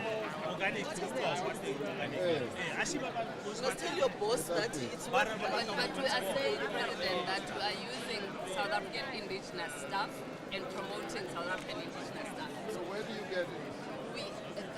The products. Okay. The ingredients. The ingredients. I'm from the Eastern Cape and I bring my Ipepo from home. But I can get Ipepo from anywhere, but I just have this attachment from the one that's happened to that. So I get it. I use it as a herb if I'm making salts and stuff, and then I also use it as an oil or as an extract. So depending on what I'm doing. If I'm doing a smooth product, then I use the oil. If I'm doing a salt, then I use herbs. He is insisting I go around. They are insisting I go this way. So keyboard. Keyboard is okay. Keyboard.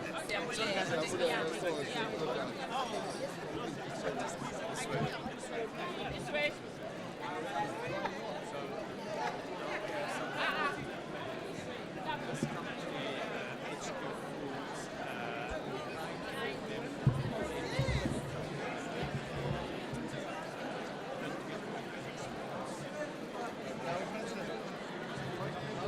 We manufacture everything from the sauce, the bottle, the cap, the achar, everything is, the achar is made locally in the Western Cape, and we manufacture everything.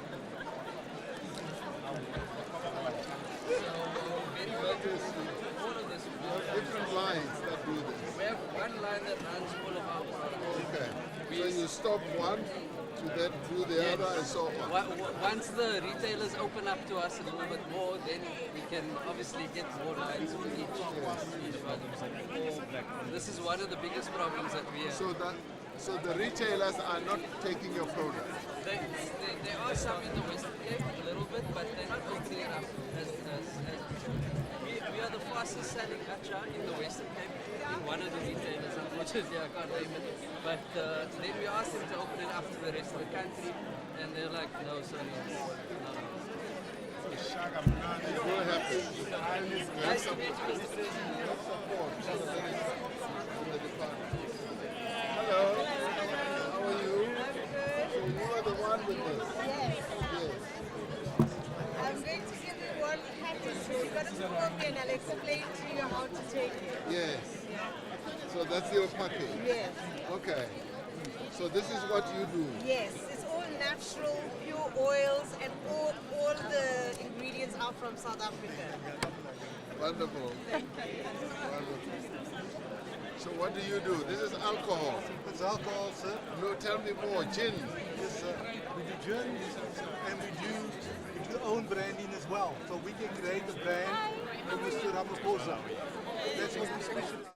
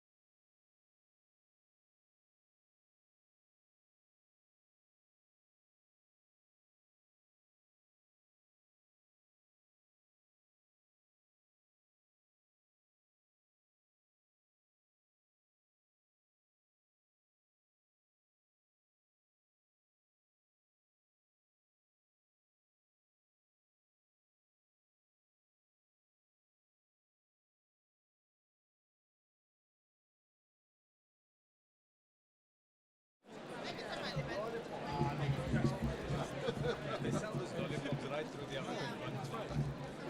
Thank you very much, sir. Thank you. Thank you very much. Thank you so much. Also chocolate, sir. Please, sir, Come give us stumble with our lollipops. Thank you, sir. What is this? It's a snack, sir. So you also do this? Yes, sir. Yes, Mr. President. And there's a whole lot of lollipops for you, sir. Okay. Thank you. Enjoy. Thank you. Wow. Oh my God. How are you, Mr. President? What is this? These are frozen eat-to-eat meals. You make this? Yeah, my wife manufactures this. We're trying to get him into, in like a Woolies brand where you just pop into your microwave, eat and eat meal, and that's basically what it is. These are frozen meals, convenient meals. So where do you sell them? So currently they're being sold in our retail stores. We own the ice cream stores called Iceberg. Yes. We wholesale ice cream. And these are now sold in those basic stores. Yes. But we're not trying to get them out broader into bigger spectrum. We're not trying to expand our factory. Yes. We're trying to get, just expand basically. We'll get there. Thank you. Thank you so much.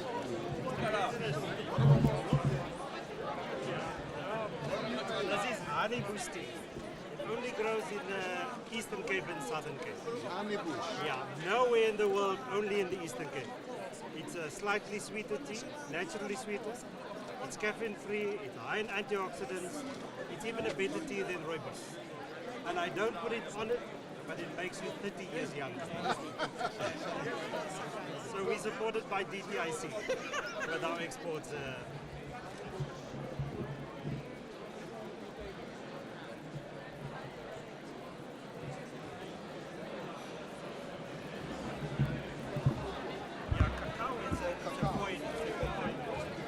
It's a black, 100% black owned company that we bought, a farm that we bought in between George and Oudtshoorn, and we're developing it. We're going through the various environmental approvals, water rights approvals. Can I buy one? I'm going to give it to you. We will declare it's below the amount so you can have it and drink it. And you will see you will become younger and younger. Younger instantly? Yes. Okay. Instantly. Mr. Patel, Mr. Patel, there's for you also. Okay. Thanks. We'll get younger instantly.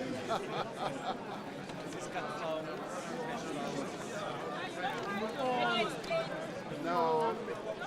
Fresh flowers. Fresh flowers, fresh from the farm, Mr. President. Where is the farm? In Krugersdorp, Silimo Valley Farms.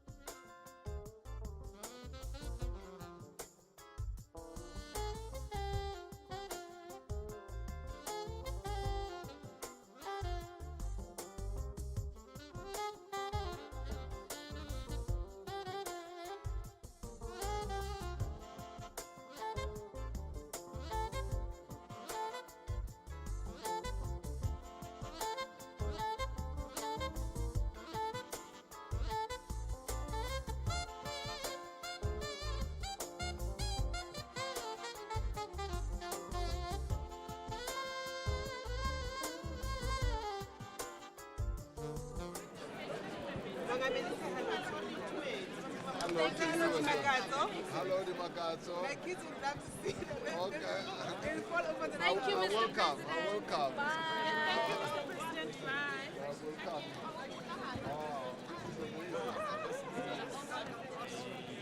Epic foods. Epic foods. What do you make?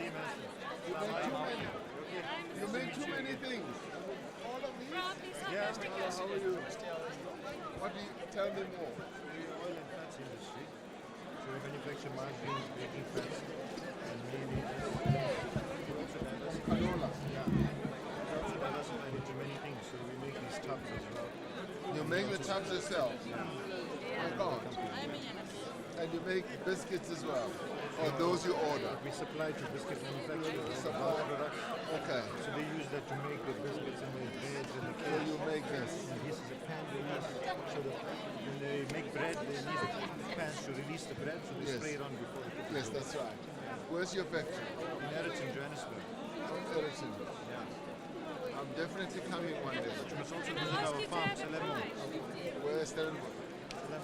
Okay. Must visit the farm there as well. Okay. That was something recently we acquired. We saved 350 jobs bought from international. We're talking to them to try to save the factory in the West. We have 4,500 workers that Tiger Brands wants to grow. So one of the potential winners. Would you like to have a try? Of what?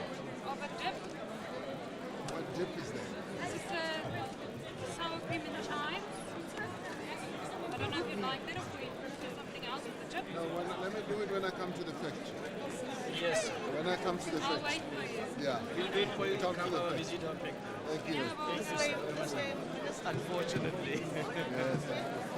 You only covered 10% of the market. Well, that's why. You skip all the furniture. Mr. Ramaphosa, There's a lot of how are other yourself? businesses. We are a textile factory in Sunderland Ridge.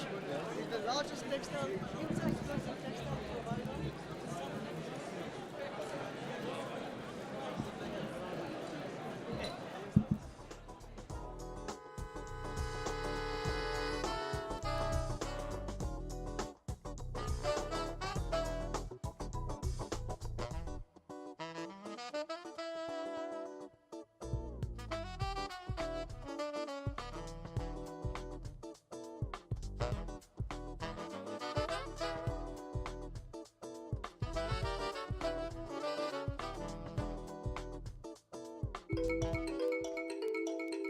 The dawn of democracy in South Africa unleashed entrepreneurial potential previously suppressed over decades and centuries. South Africa has reaped the benefit as black entrepreneurs have forged new paths in business, growing South Africa's economy and expanding employment. With a clear objective of creating multiple and diverse pathways and instruments to enable the entry of black industrialists into strategic and targeted industrial sectors and value chains, the government's Black Industrial Program has achieved significant progress and is geared to further increase the participation of black industrialists in the national economy. Industrialists are important to market economies. Their activities not only drive economic growth, the jobs created are important for national development. In the context of South Africa and its history, the need to promote the creation and long-term sustainability of black industrialists was the driving force in establishing the Black Industrialists Program. Indeed, the South African economy can only grow if we bring more black South Africans into the productive economy. A new breed of black entrepreneurs is emerging. This is a group of individuals who are directly involved in the origination, creation, significant ownership, management, and operation of industrial enterprises. By creating new products and services, they stimulate employment and contribute to national economic development. Allow me to take you on a journey as we explore the work and successes of some of the black industrialists in South Africa. Let us hear their stories and just how they have emerged as recognizable industrialists amidst the various challenges that may have come their way. The BT Industrial Group is officially licensed to act as a manufacturer, distributor and exporter by the South African Health Products Regulatory Authority. We caught up with Mr. Khomotso Lekola. Khomotso, pleasure to catch up with you again, my brother. Tell me a little bit more about your business journey before I discuss specifics with you. Went to school, university, joined the corporate sector. About 15 years ago, I decided to go out on my own. I refocused my energies to trying to look more at systemic problems that the developing world, which is where we are, where we could have the biggest impact. So I went deeper into engineering, where we're doing water management on mines, and at the time we were procuring pipes and other durable goods. And myself and my team at the time, we got into a debate of saying, if we're going to be meaningfully impacting, should we actually made the products? We decided in 2018 to start producing pipes. And that's really where the story started, is that if you don't control the means of production, if you don't have the know-how, the capability, you're going to be subservient to those who do. We found South African private sector companies that were interested in procuring our product. but we also became very successful overseas. We have not done much commercial engagement on the public sector. So you can imagine now we've developed this really wonderful product. How do you then get it into public sector? Do you do it through a tender? I don't know. So it's not an area that we've spent much time trying to unpack. We've rather focused on where we knew we could make things work in the way which we understand. Moto, thank you very much for talking to us. Sure. MCR Plastics is a manufacturer and distributor of automotive interior components based in Port Elizabeth. We linked up with Mr. Morgan Waterboer to get a clearer insight on how he evolved from being an employee to become the supplier to VW. Quite an interesting journey, apparently, that you've traveled the past, 20 years or so, up to where MCR is today? For 17 years, I worked for Volkswagen, where I will be traveling the world for a lot of projects that we sign off with regards to the tooling. In 2019 was my biggest break within the market, to see that there is more entrepreneurs like us needed within the industry to become suppliers to the automotive sector. Hence, MCR Plastics was registered in 2017, but we only started to trade in 2019. Unfortunately, 2020 happened where COVID-19 was a devastated situation for MCR Plastic. Our breakthrough came through Volkswagen of South Africa, where we got our first contract for a local supplier within Kariga. Morgan, thank you very much and all the best to you. Highly appreciate it. Ramco Manufacturing specializes in the manufacturing and supply of complex mechanical assemblies and components for the rail, telecoms, infrastructure and electrical sectors. Established in 2015, the company has a 51% black women ownership held by Mahuma Investment Holdings. The Mahuma siblings, Gwen and her brother Tebogo, let us in on their journey. Thanks for giving me the opportunity to talk to you about your business. Very fascinating story from what I've gathered. We grew up in a family that was business orientated. The first transaction that we did, we have a company called Mahuma Investment Holdings. Mahuma Investment Holdings basically focuses in the infrastructure sector. So when we started initially, we started by buying equity into a company that manufactured roof bolts for the mine. You manufacture petrol pumps now? We are one of the main suppliers for Gibela and Alstom, who are manufacturing trains for Prasa. So we make actually quite a hell of a lot of products for them. Which brings me to my final question then, that South Africa has got a variety of economic challenges. What do you think people should expect, those who want to be like you? As a black woman who probably won't have access to a lot, unlike our white counterparts, it's true, that is the case. But I still say there's a lot of, vice versa, there's also a lot of opportunities because you're black. When we went to the IDC, we didn't think that, you obviously hope you'll get the funding, but we didn't think we will get it, and we got it. Because we had a great idea. Thanks again for sitting down for this chat with me and also educating me in the process. I appreciate it. No, thank you very much. We appreciate the opportunity to be heard as well. On the southern slopes of the Soutpansberg, near Thohoyandou in northern Limpopo, lies a citrus and banana farm spanning over 202 hectares. Easy Farm is an operation founded by an agricultural pioneer, Israel Nemaurani, in 1990. Easy Farm today has 115 hectares of citrus, mostly Valencias, and 60 to 70 hectares of bananas. We are now joined by Lavengwa, Israel's son, who is currently running the farm. Tell me the history of Easy Farm. How did it become your family's asset and now in full production mode where it is? Well, basically my late dad started the farm in 1990. We were still young by then. Basically he moved from Tembisa and then he bought himself a piece of land in Venda. Well, basically our main crop is citrus. We've got different varieties of citrus. 80% of the citrus basically goes to the international market. The 20% goes either to the juice factories in Tsanin, or we sell it locally to the bucket trade. The bananas is all local. Basically, I've got 60 hectares of land on the farm, which is still virgin land. I need to establish that on soft citrus, which I've already signed a contract with the owners of that certain cultivar.